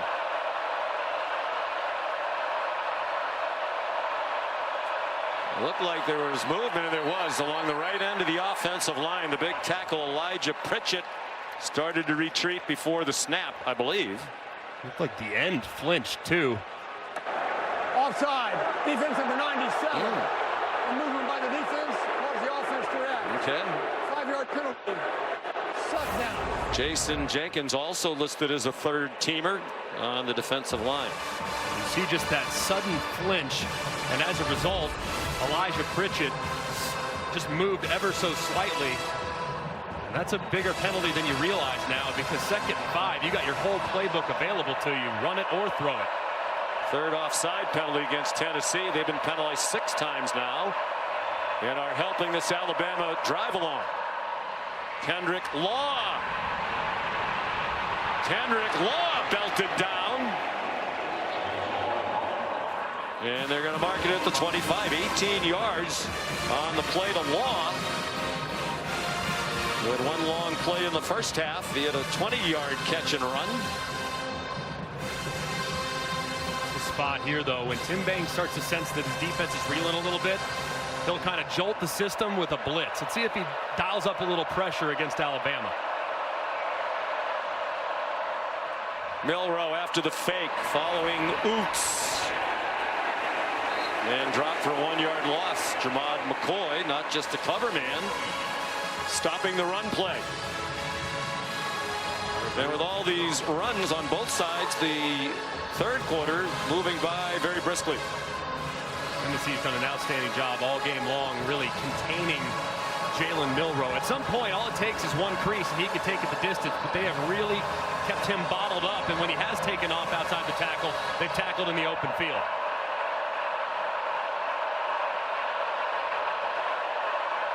Second and 11.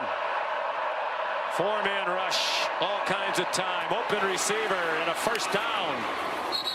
C.J. Dupree for a 12-yard gain.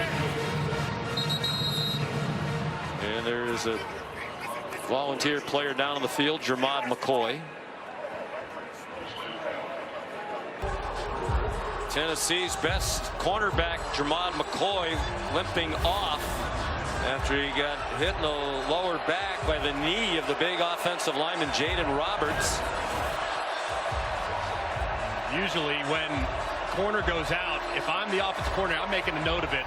Jalen McMurray now is in, and he's up top against Jeremy Bernard. I'm going right at that new corner in the ball game. 7th play of the Alabama drive, trying to retake the lead. It led 7-0 at the half. Flip to Law, and he gets buried for a loss. Did well to hang on to the ball. Of course, if it hit the ground, it would have been an incomplete pass. Joshua Joseph's there for Tennessee. 3-yard loss. Great recognition by Josephs. This is a play that Alabama ran really early in the game and had a ton of success out the right side. That time, Josephs recognizes it and drops it for another lost yardage play. 4 receivers to Milroe's left. One of them, the running back Haynes, who went in motion toward the line. They throw to the single coverage side. Williams was being held for a moment. You could see his jersey being pulled by Ricky Gibson III. That's the 15th target for Williams. He has a career-high 7 catches today. I said it a moment ago, it might have gotten away with the tug of the jersey right there. Probably should have been holding on Ricky Gibson, but said got to attack that fresh corner. They moved Gibson to the other side, and they're just a play late where they could have had a big play. That's 100% a penalty. Matt Austin, our referee, in agreement. 3rd down and 13. Jermod McCoy back on the field.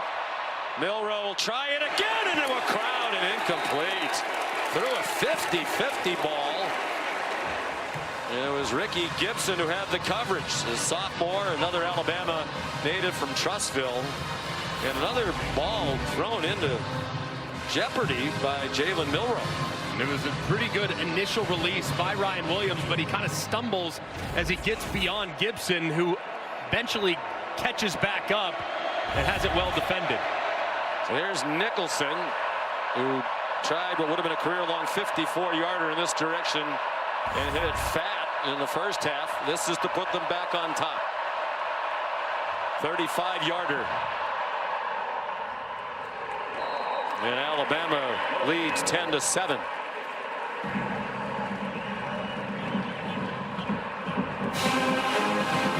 .58 yards. They moved it on 10 plays to set up Graham Nicholson. Time for the Affleck trivia question. The 1994 Tennessee quarterback room featured 2 Hall of Famers. Who were they? It's a little bit of a trick question. I think we both know the answer. I do know the answer. A little bit too much of a baseball fan and really big Peyton Manning fan. Okay. Well, then we're not going to wait for the answer. Peyton Manning seems pretty obvious. Inducted into the Pro Football Hall of Fame in 2021. The other is here today. Peyton is not here, we're told today. Todd Helton, who was honored on the field between one of the stoppages in play. Great baseball player here, of course, went on to the Colorado Rockies, had a Hall of Fame career. Was the Dick Hauser Award winner as the college baseball player there in '95. And elected to the Major League Baseball Hall of Fame in 2024. Hit .316 for his career. 5 times an All-Star. It's the answer to the Aflac trivia question.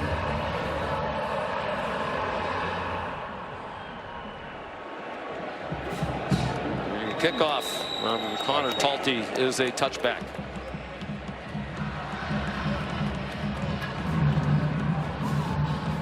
So off their best drive, their only scoring drive of the game last time around.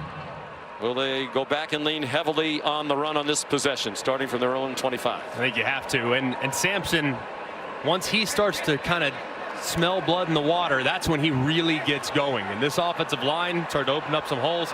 I'd expect them to continue to really lean on the run game. A collision out wide in front of the Alabama sideline has the fans oohing and eyeing. King Mack is down on the field for Alabama. Kalen DeBoer is out on the field hollering at the official nearest him and now at a couple of others.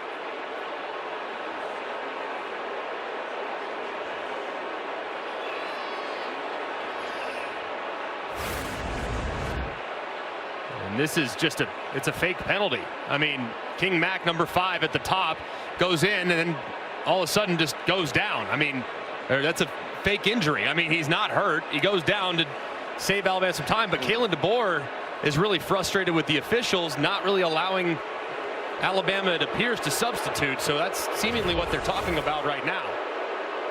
Well, college football needs to do something about this. You know, the fake injury thing is an epidemic. You know, there's no rule against it. There's language in the rule book about it being unethical.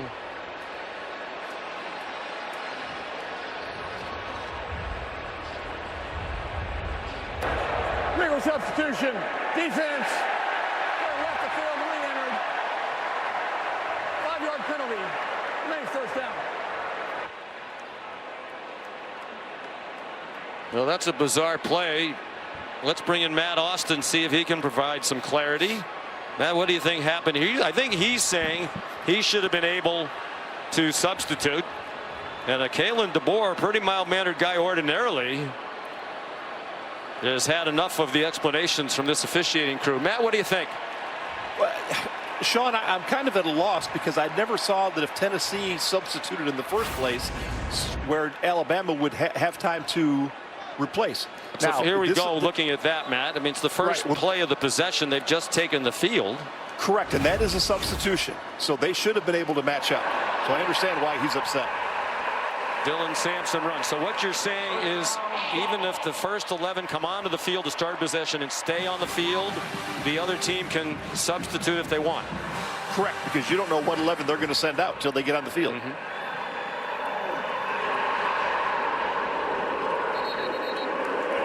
So after a 13-yard gain on first down, a catch by Brew McCoy, a short one to the 41-yard line.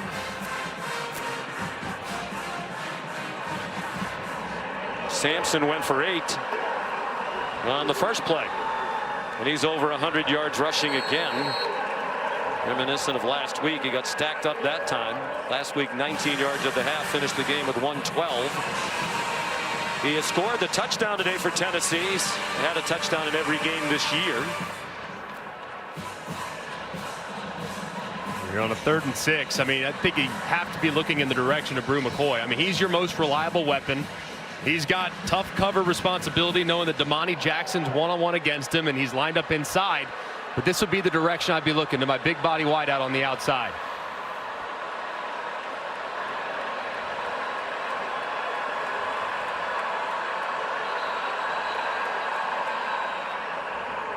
Timeout called by Tennessee. The play clock about to wind down. This will be a 30-second timeout. Probably a good timeout there by Josh Heupel too. Looked like blitz pressure. So get your quarterback feeling more comfortable about it. Well, I'll go back to that substitution situation and the penalty called, 12 men on the field, and bring Matt Austin back in. So they did have the right to substitute. I guess the question I would have when we saw men running on and off and on and off, Matt, is how much do they need to be allowed in terms of substituting? How long could this go? How many people can you send on and off? Well, it's the normal substitute. The problem is the referee never went into substitution mechanics. He never put his arms out in the iron cross to let the defense know that they now have time. So the coach was upset. He knows he should have had time to substitute. The referee wasn't aware that it was this, or wasn't calling it a substitution, though he should have.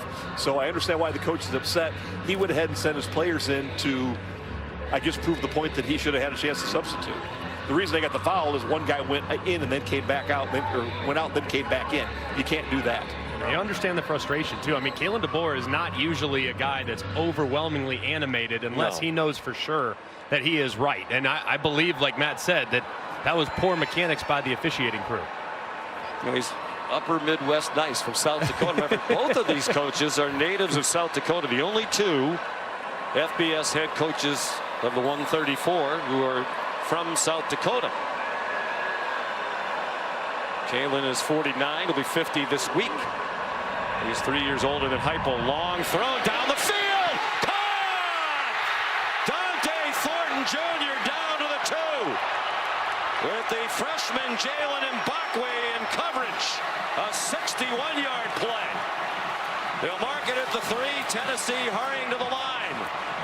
Without substituting, so no substitutions by Alabama. And they'll hand it off here.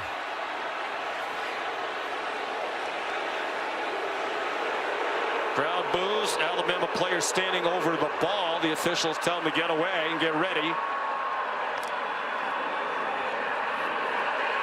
To the end zone. Touchdown! Dylan Sampson again.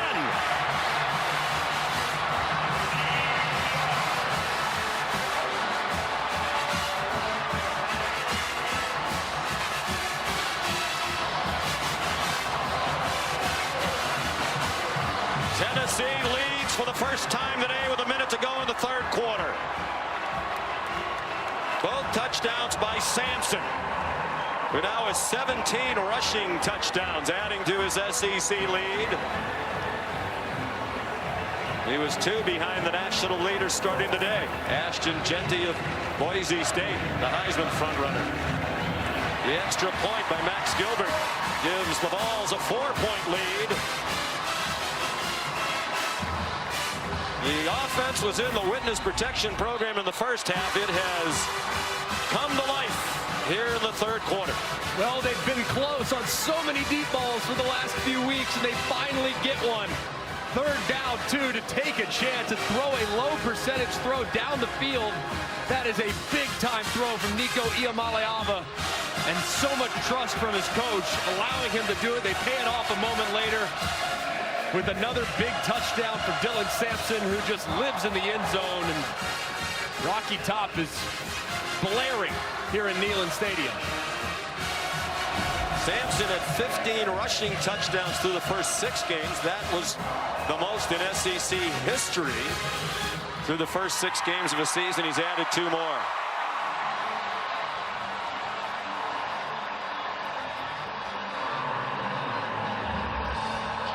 61-yard pass play, just shy of the longest of the season for Tennessee. The long was 66. Josh Turbyville kicks off, sophomore from right here in Knoxville. No chance for Kendrick Law to bring that back. Here's today's college football rankings, brought to you by Verbo, the big one tonight. Top-ranked Texas. And number 5, Georgia. As soon as we're finished here, it'll be on ABC. Oregon a big winner earlier this week. Penn State and Ohio State idle. Miami wins again. LSU needs to be very careful. Newly minted in the top 8, going on the road to Arkansas. Very dangerous team that Tennessee's very aware of, and in a rivalry game, be very careful if you're the Bayou Bengals. They gave the Vols their only loss in Fayetteville. Milroe throws, caught. Ryan Williams spun down at the 30, a gain of 5. He has 17 targets now and 8 catches. The next most targeted wide receiver is Jeremy Bernard with 4. Clearly, Milroe looking for him time and time again with good reason. Bernard delivers a stiff arm, and it's effective, and a flag thrown, 2 flags thrown. Likely a face mask there as McCoy got engaged with Bernard. Could be on Bernard, too. I mean, his hand was up into the face mask of McCoy. Personal foul, face mask, defense number 3. 15-yard penalty from into the run, automatic first down. Both guys all over the face mask. You see Bernard up into the face mask of McCoy, and McCoy up in the face mask of Bernard. And for McCoy, he's the one that gets caught. I'm going to go right. Stay there. Stay there.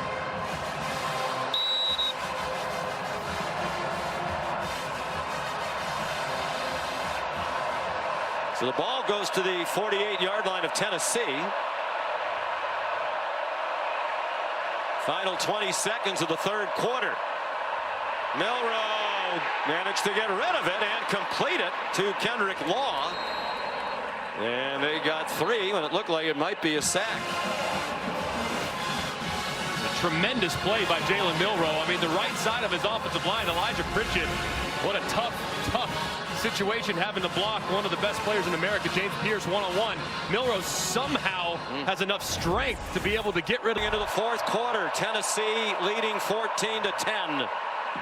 On 2nd down, long run, Jam Miller. They finally get him down at the 35. He got 11 on 2nd and 8. And he's a little slow to get up. Christian Charles made the tackle. Really nice run there by Jam Miller. And this part of the field, 1st and 10. You got Tennessee on their heels just a little bit. This might be a spot where I'm thinking a deep shot down the field. Either a deep shot or a quarterback run here against what's likely to be an aggressive play call from Tim Banks.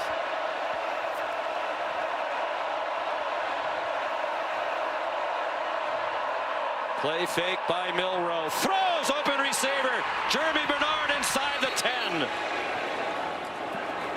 Chased out by Andre Turrentine. 1st and goal at the 7 after a gain of 28.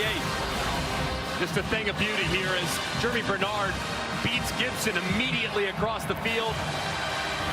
Really well executed, well designed, and a great throw. Poised to take the lead, and they do. A walk-in touchdown for Justice Haynes. Fucking go! Fucking go! Let's go! 7-yard run. Bama back up by 2 with the extra point to come. What an answer by Alabama. Just a tremendous job by the left side of the offensive line. Caden Proctor just walling things down. A nice cut by Justice Haynes to go right behind his tackle. And he walks into the end zone. Just a tremendous answer from the Tide in hostile environment after Tennessee just took the lead. Tennessee went 75 yards in 5 plays to take the lead. Alabama goes 75 in 6 plays to take the lead back. And the Graham Nicholson extra point makes it a 3-point edge. Who took the lid off the end zone? Yeah, they did. I mean, there was a brick wall across the goal line. Things are It's the getting going now. 4th straight game in which Alabama has trailed in the 4th quarter. Over the last 15 years, their winning percentage when trailing entering the 4th quarter is .517. They're 15 and 14 in those situations. Of course, that's not a lot of times trailing going into the 4th quarter, but when you have a dynasty team during those years, you're going to have the lead most of the time, but they can do it. That right there, though, that was Jalen Milroe making a couple of great throws. The protection being rock solid, and then paying it off with the run game at the end. That was just about as calm and as cool as things can possibly be when it felt like the roof was going to come off this place after the touchdown. Well, the first half wasn't very pretty, and it was 7-0 Alabama at the break, but this is now shaping up like another third Saturday in October classic. 107th meeting all time. Alti's kickoff is short. Fair catch made by Cameron Seldon. The next stop on the F1 schedule is the U.S. Grand Prix at the Circuit of the Americas in Austin, Texas. Tomorrow at 3 p.m. right here on ABC and the ESPN app. Pre-race coverage begins at 1:30. I was watching Game Day from Austin this morning. They pointed out that the race is only about 12 miles away from the stadium there. Well, knowing Austin traffic, that's about 2 hours in the car. Well, if you're in one of those cars, though, you'll get there very quickly. Brew McCoy chased out by Jalen Mbakwe. They got 8 on first down. You have to wonder if that deep ball that Nico Iamaleava just hit, if that's opened up something with him on the downfield throws. He's going downfield, wide open receiver, and he overthrew him again. It was Brew McCoy, who just had his 6th catch of the day for 80 yards on the previous play. Boy, when he's missed high, over and over again, deep. Man, I love the play call by Heupel too. 3rd, 2nd and short, you get a nice gain on first down, and you just miss the seam. That's one that, man, you would just hope that McCoy would be able to maybe jump up and try to make a play on it. Man, that's when your quarterback just can't miss. 3rd down and 2, a big play here.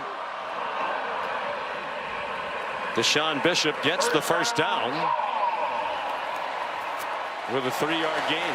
Speaking of game day, I heard your former coach Nick Saban on game day this morning say when he coached Alabama, the Tennessee game was their biggest rivalry game. Bigger to the players than Auburn. Deep throw and an incomplete pass through the hands of Brazel. Not sure he could have caught it in bounds. That surprised me. He said that never had to get the players up for Tennessee. That wasn't always the case for Auburn.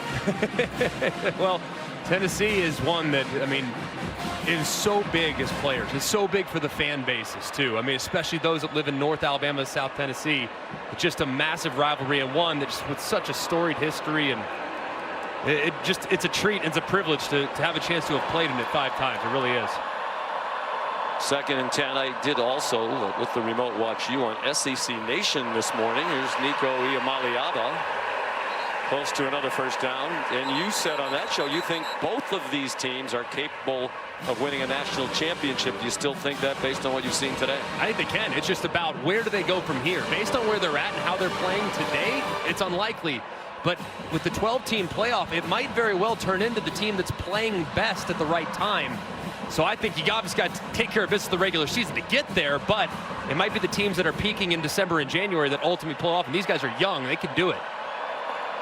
They converted on 3rd and 2 a moment ago. They convert on 3rd and 1. Bishop again. He's to the Alabama 45-yard line. 9 yards on the run from the redshirt freshman from right here in Knoxville. The pace picking up on offense. Low throw, diving catch, flag down at the line of scrimmage. They are ruling it a catch for Caleb Webb, his first of the day and 6th of the season if it counts. There have been 20 penalties assessed already. 13 against Alabama. Illegal touching. Offensive 4. The player was covered up on the line of scrimmage by a teammate. Touched the forward pass beyond the neutral zone. The penalty is 5 yards from previous spot and includes a loss of down. It's now 2nd down. And you could see Miles Kitzelman, he's covering up both guys on the line of scrimmage, which makes the slot receiver ineligible. So that's a good job by the official sorting that out with the tempo the Tennessee's playing. That one would be pretty easy to miss. And the name Miles Kitzelman familiar to Alabama fans. He played at Alabama the last 2 years. Transferred to Tennessee this season. Still remains very close to a number of people in the Alabama program. Iamaleava given time, short throw. They get the penalty yardage back to the 45. On a completion of Holden Stays, the tight end. 3rd and long, and really might have 2 downs to get it here. If you are Josh Heupel and you're thinking aggressively, if you get 6 or 7 here, you might think about going for a 4th down. So not against a quick throw, against this pressure look from Alabama. Option look. Big play for Bishop. And a flag thrown at the end of it. It's a 1st down, at least for the moment. Domani Jackson tripped him up. 18-yard run. It looked like there might have been a hold on the perimeter from one of the wide receivers for Tennessee, Chris Brazel. Holding offense number 17.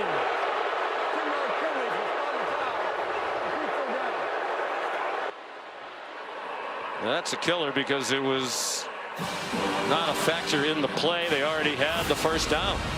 And this is just really difficult. And it's outside right here. And they maybe just it is a factor. He might have been able to make the tackle. Definitely. And he really had to hold that block forever. I mean, that's a really tough spot for Chris Brazel, but you'd like to think that as soon as that defender tries to unload, you would let go.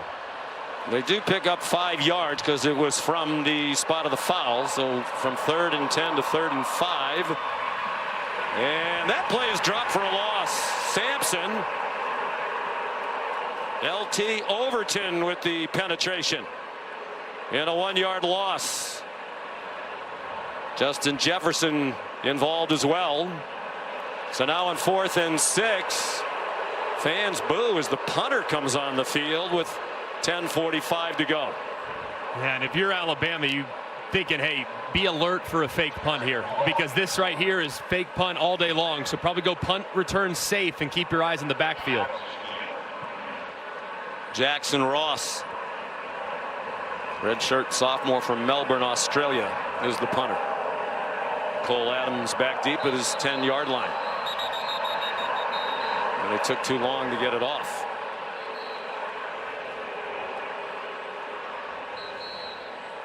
And these coaches are wearing out the nearest officials to them. Offense, 5-yard penalty. Remains 4th down. Josh Heupel's been in the ear of the line judge Chuck Rice as that was being adjudicated. Now Alabama just ran on a whole new set of bodies getting their punt return unit on as opposed to their defense. 23 penalties combined.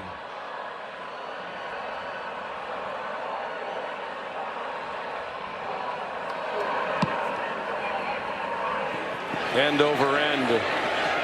And it takes a great bounce. It'll be down inside the 3-yard line.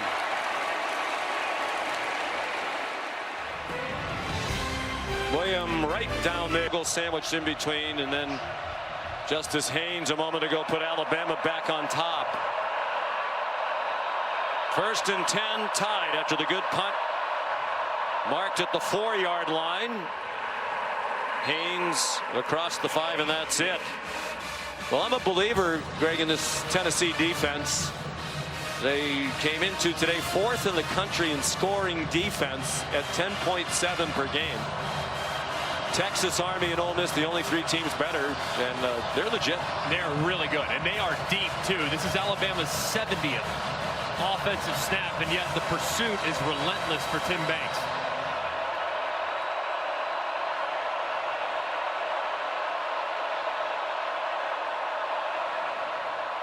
Alabama with the ball in a 3-point lead. Milroe dives forward to the 8-yard line.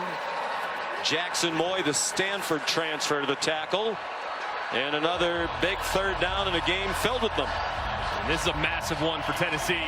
Your coach a moment ago decided to punt, play the field position game to force a 3-and-out to get it back to your offense with good field position near midfield is enormous. So let's see if Tim Banks decides to kind of play a little more coverage. He's been aggressive. Let's see if he decides to drop out or heat him up again. Alabama 3 out of 11 today on 3rd down. They'll stop here, and Tennessee should get it back with great field position.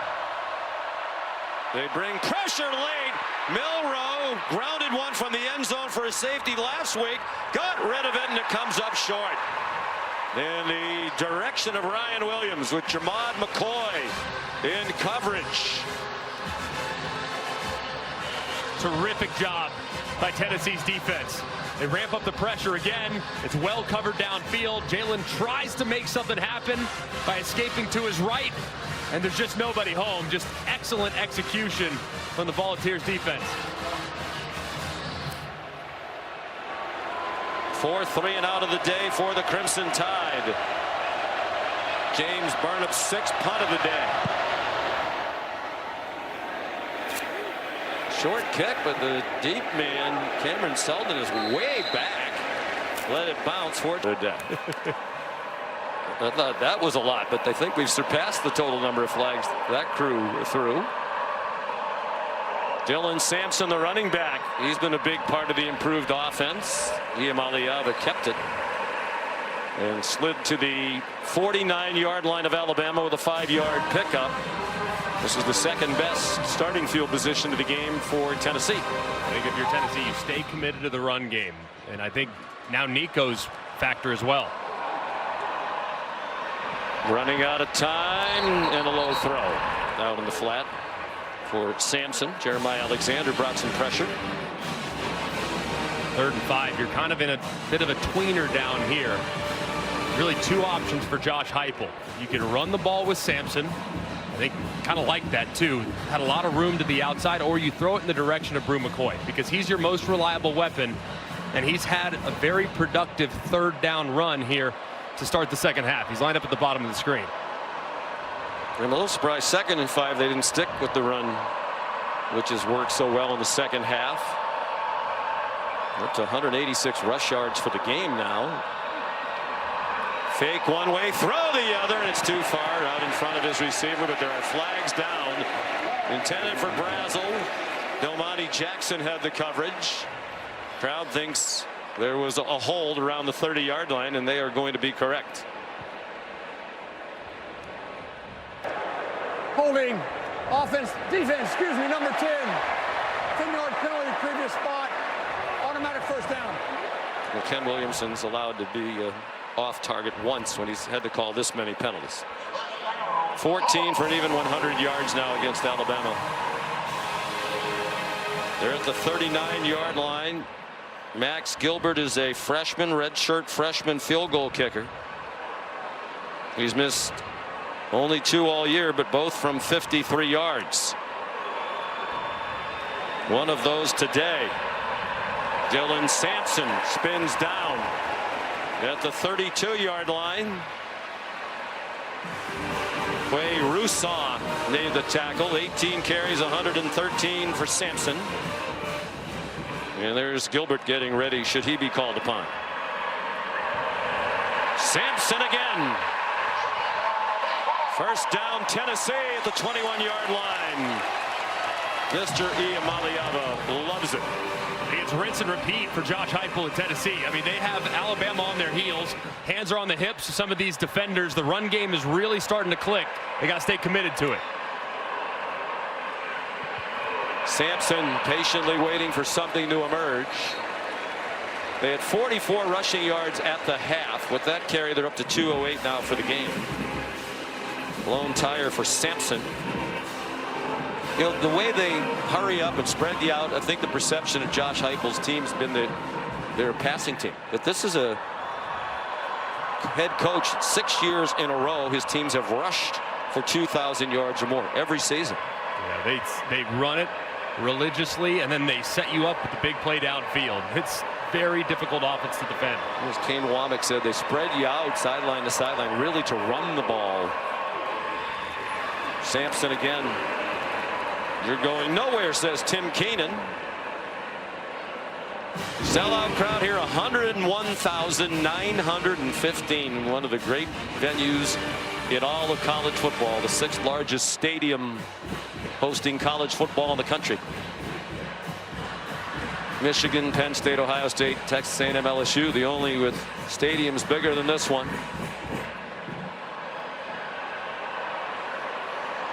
They asked for an orange out from the fans, and they've delivered. They've delivered the noise as well. 3rd down, 5.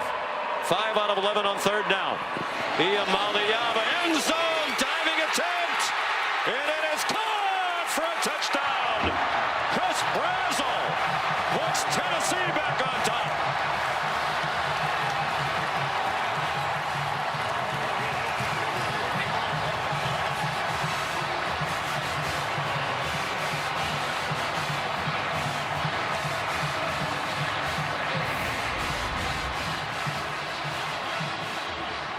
an effort by Brazel. The ball is perfectly placed. Does he secure it? Looks like he does. Rolling on the field with a catch for a touchdown. Ball's in the air. Got both hands on it. Ball moving just a hair, but I think he's got firm control as he goes to the ground. I agree with you. Just a tremendous catch by Brazel. Transfer from Tulane. Third team All-American Athletic Conference last year when he caught 44 balls at 5 touchdowns. This will be his biggest catch as a Tennessee Vol if it stands. And he even caught it after King Mack grabbed his face mask for a moment, spun his head around.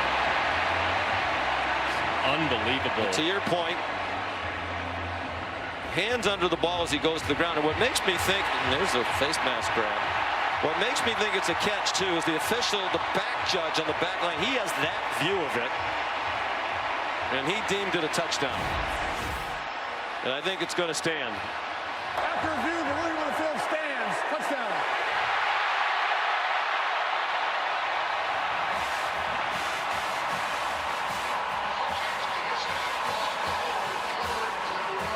And that was a great drive for Tennessee and really set up by their defense by getting that 3 and out against Alabama's offense deep in their own end. They get great field position as a result, and they pay it off with a big touchdown.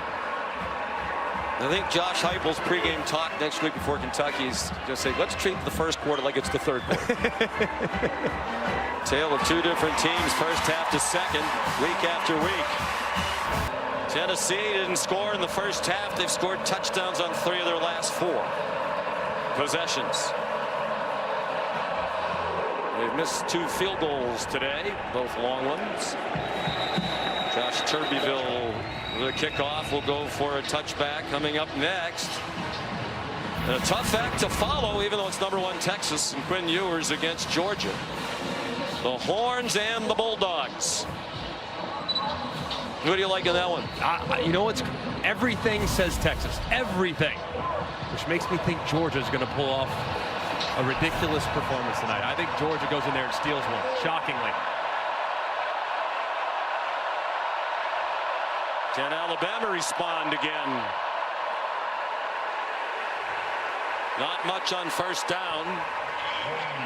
Justice Haynes, the ball carrier, and a 1-yard gain. Omari Thomas there for the Tennessee defense. Alabama lines up quickly. Tennessee still milling around. 5.5 minutes to go. Milroe fires too high.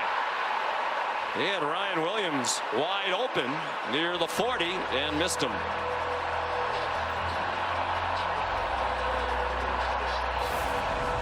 Just a big miss there by Milroe. I mean, Williams is open over the middle, and he's got plenty of space. You just got to drop that in there and allow your receiver to work. And a big third down now for Tennessee. This ferocious pass rush.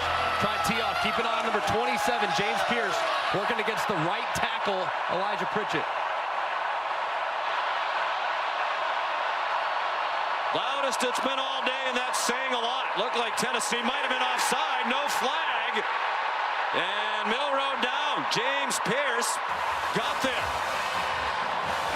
Kalen DeBoer out on the field, wondering where's the flag. He certainly thought the Volunteers were offside.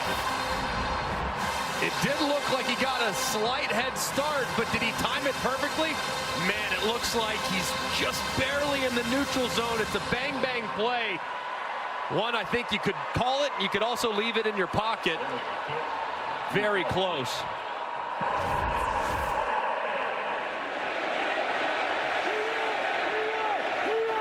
James Burnett's punt allowed to roll, and it goes down to the 30.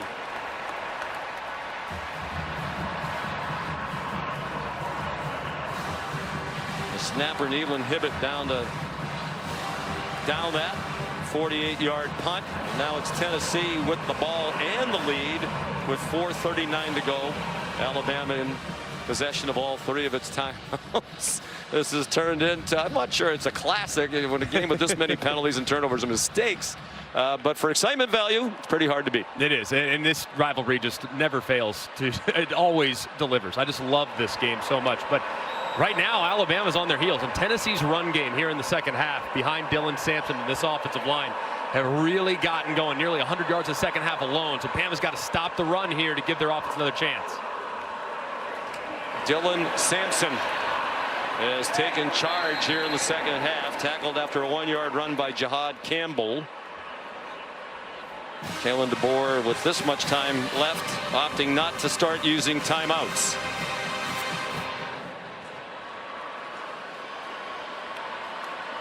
Got to think too, if I'm Tennessee, I'd rather run it between the tackles. That's where Dylan Sampson makes most of his hay, and use some counteraction, but I want to hit it downhill so his speed and power can be emphasized, and you can maybe run through some fatigued defenders. Up to 129 yards rushing for Sampson. He had 35 at the half. But he also had 6 carries at the half. He now has 23 for the game. Deontay Lawson stopped him. And again, Kalen DeBoer is going to let the clock roll. Big decision here too from Josh Heupel. Do you opt to give it to your quarterback, who hasn't made a ton of starts, it's his 7th career start, throw it in a critical 3rd and long, or do you hand it off again and trust your offensive line and run game and your defense here on a pivotal 3rd down? 6 out of 12 on 3rd down. It's a middle screen, and dropped immediately is the tight end, Ethan Davis. By Bray Hubbard, a stop, a 3-and-out forced by Kane Womack's defense. That is big time. I mean, this defense has taken a lot of heat in the last few weeks. Would you use any of your timeouts here? Not yet. No, I'd hang on to them. At this point, you never know. I mean, if your offense stalls again, you might need them to get off the field again. So I don't feel comfortable yet calling those timeouts. Here's Jackson Ross.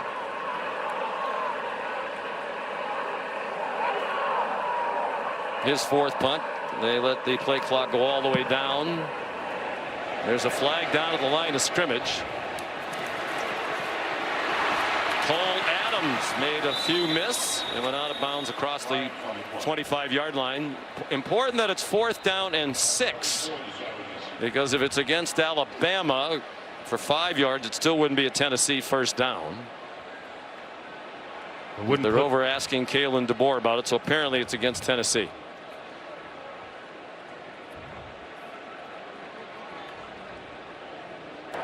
Illegal formation, offense, not enough players on the line of scrimmage. The 5-yard penalty will be enforced from the end of the return, 1st down.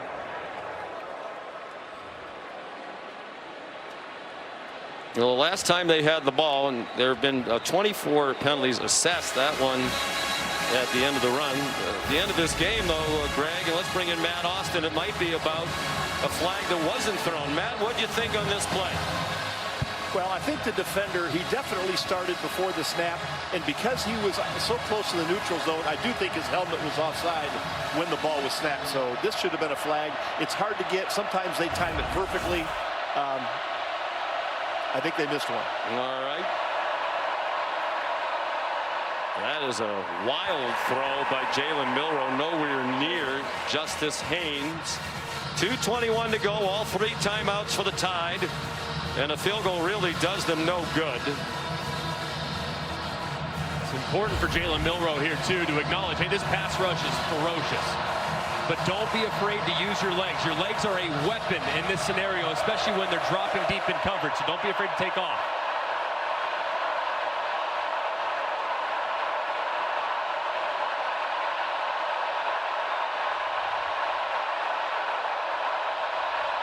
Play clock at 5. 4-man rush. Milroe retreating. Dumps it off. Justice Haynes down the sideline. Somehow they turned that one into a gain. Out just shy of the line to gain. It'll be 3rd down and a little more than 1. And a 2-minute timeout will happen before they snap it again. 2 minutes to go. While we were away, John Allman in the replay booth took a look at the run after the catch by Haynes. And he stepped out of bounds across the 32-yard line. So they brought the ball back to the 33 instead of the 39. So instead of 3rd and 1, it's 3rd and 7 for Alabama. Down by 4 at the 2-minute timeout. I think it's 4-down territory. 5-man rush, pressure up the middle, and it's dropped behind Kendrick Law. Tim Banks brought pressure, woofing after the play and some shoving. And there is the flag down back at the line of scrimmage. I don't think it was the post play nonsense. There have already been 25 assessed penalties, which is the most you won't be surprised to know in an SEC game this year, and the most since 2019 when Auburn and LSU combined for 27 assessed penalties. After the play was over, personal foul, offense number 1. My goodness.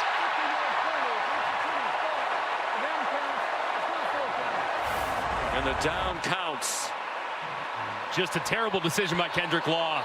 Jawing at him, but he retaliates and punches and pushes, the defender right in the face, and that's going to get called every single time. Just a terrible decision. And now your offense is in an impossible spot at 4th and super long.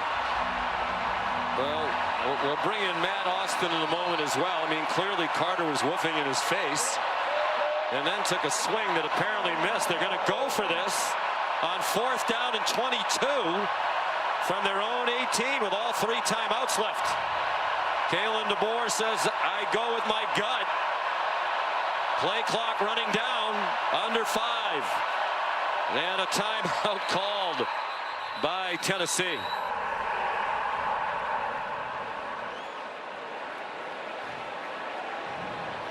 Carter snap, timeout, Tennessee. First timeout of the half. Matt, I would like to go back because that's a huge penalty, obviously. Instead of 4th and 7, it's 4th and 22. Now, clearly, Law shoves Carter, but it's after Carter gets right in his face. Please put 1 minute, 55 seconds. Thank you. What happened to taunting? Well, I certainly think in this case that offsetting fouls would have been appropriate. You're exactly right, Sean. He did get up. He did get right in his face. You don't know what he was saying. You don't know if it was actually taunting or not. But in this situation, because there was a retaliation, I would have liked to have seen him offset. Yeah, I would agree with you. That's a very tough one to throw, especially where clearly Carter was right in Law's face. He definitely was. But this is the decision here from Kalen DeBoer to go for it on 4th and 22. I mean, the percentage chance of you converting 4th and 22 as opposed to getting a 3-and-out defensively, what's better odds? The way the defense has played most of the night, I would kick it here as opposed to going for it in a low percentage probability. Analytics say go for it on 15 or less, kick it 16 or more. This is 22. But as we said, Kalen made a couple of decisions earlier this year based on analytics, didn't like it, felt bad about it after the fact. They bring pressure. It's a screen. It was a floater to Justice Haynes, and he does not get the first down. Got out across the 31, but needed the 40. Will Brooks there. They got 13 on 4th and 22. So now they desperately need 3 straight stops, use their timeouts, force a field goal try or a 4th down attempt by Tennessee, and hope they get the ball back one more time for a miraculous opportunity to win it or tie it. And this is just a critical error by the freshman Ryan Williams. He's got to go block. And if he blocks and gets a piece of that guy, Justice Haynes can bust to the outside and potentially pick it up. I mean, it's like Ryan Williams is going to sleep thinking he might throw it to him, and he just completely whiffs on the block, which allows Tennessee to rally up and make the play. That's just a critical mistake by the young freshman.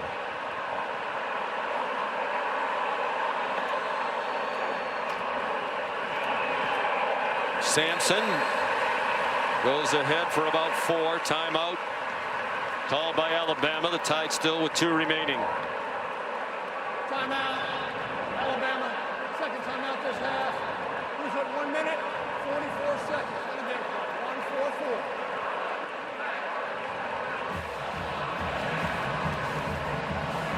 1-4-4. You would expect more of Sampson, would you not? I don't know how you could possibly justify giving it to anybody else. He did have the fumble earlier, but he's been your workhorse all game long. 16 second half carries, 100 yards in the second half.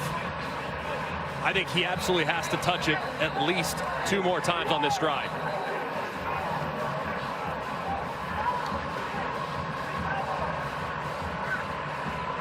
Tale of 2 halves, as was the case when they rallied last week to beat Florida.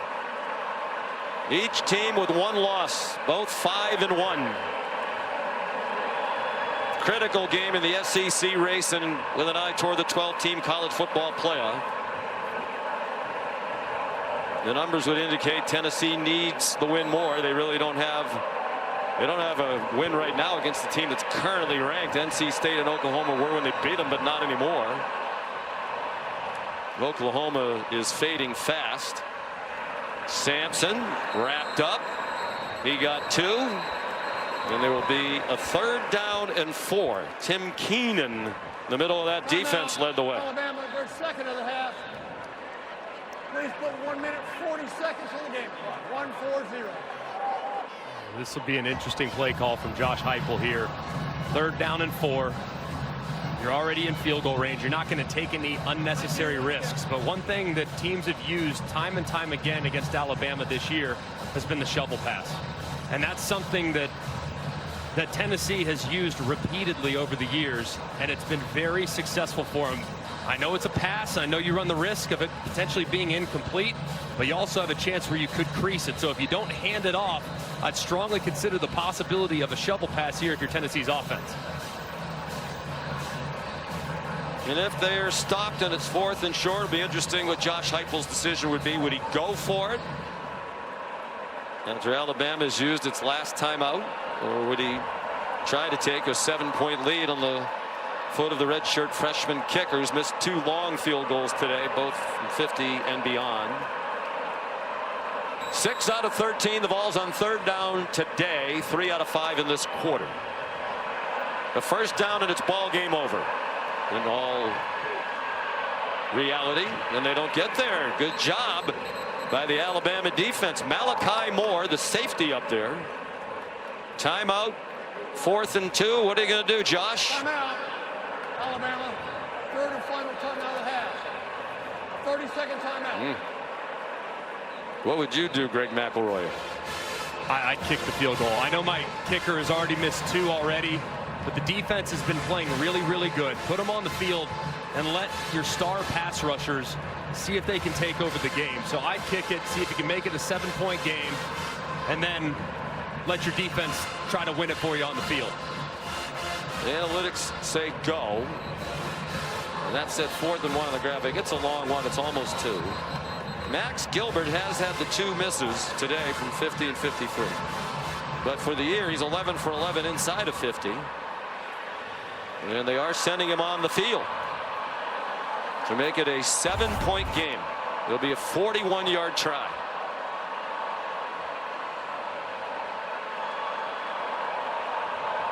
And you forget sometimes how young these people are. And so you see the headshots or the pictures inside the helmet.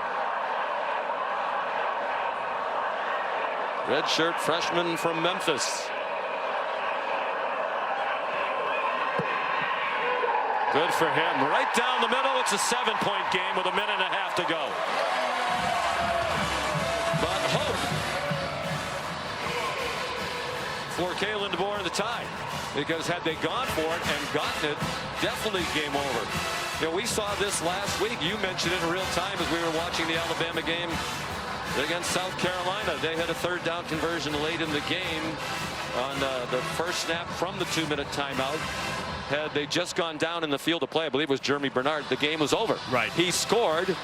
They led by 7. It gave South Carolina another chance. They went down and scored. Yeah, and almost had a chance too after the onside kick recovery to have some mayhem. But these moments right here, I mean, these moments from Tennessee's pass rush standpoint, this is why you come to Tennessee, to see if you can end the game with a big sack. And then from an Alabama standpoint, This is why you go and play for the Crimson Tide, to have the chance down 7 in hostile territory to go and see if you can make a memory. Just a remarkable game and a huge opportunity for both sides.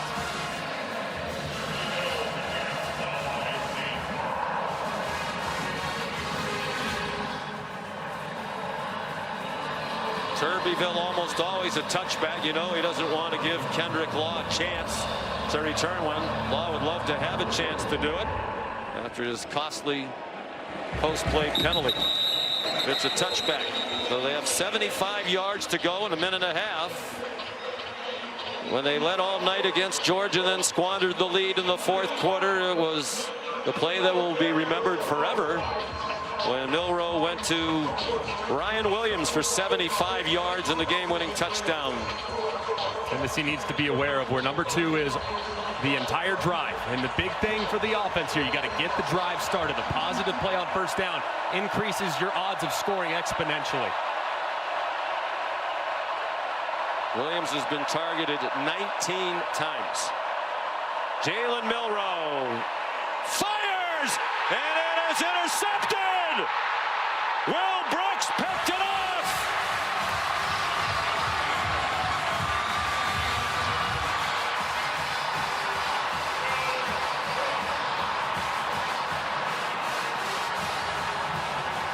Second interception thrown by Milroe, and that one will wrap it up for Tennessee. A huge play by Will Brooks, the Birmingham, Alabama native. And Will Brooks' eyes are in the backfield the entire time. He sees it. He sees Jeremy Bernard crossing base, throws behind Bernard, and Brooks reels it in. It's a good pass rush as well. Just a big-time play by Brooks on the errant throw from Jalen Milroe. His second interception of the year.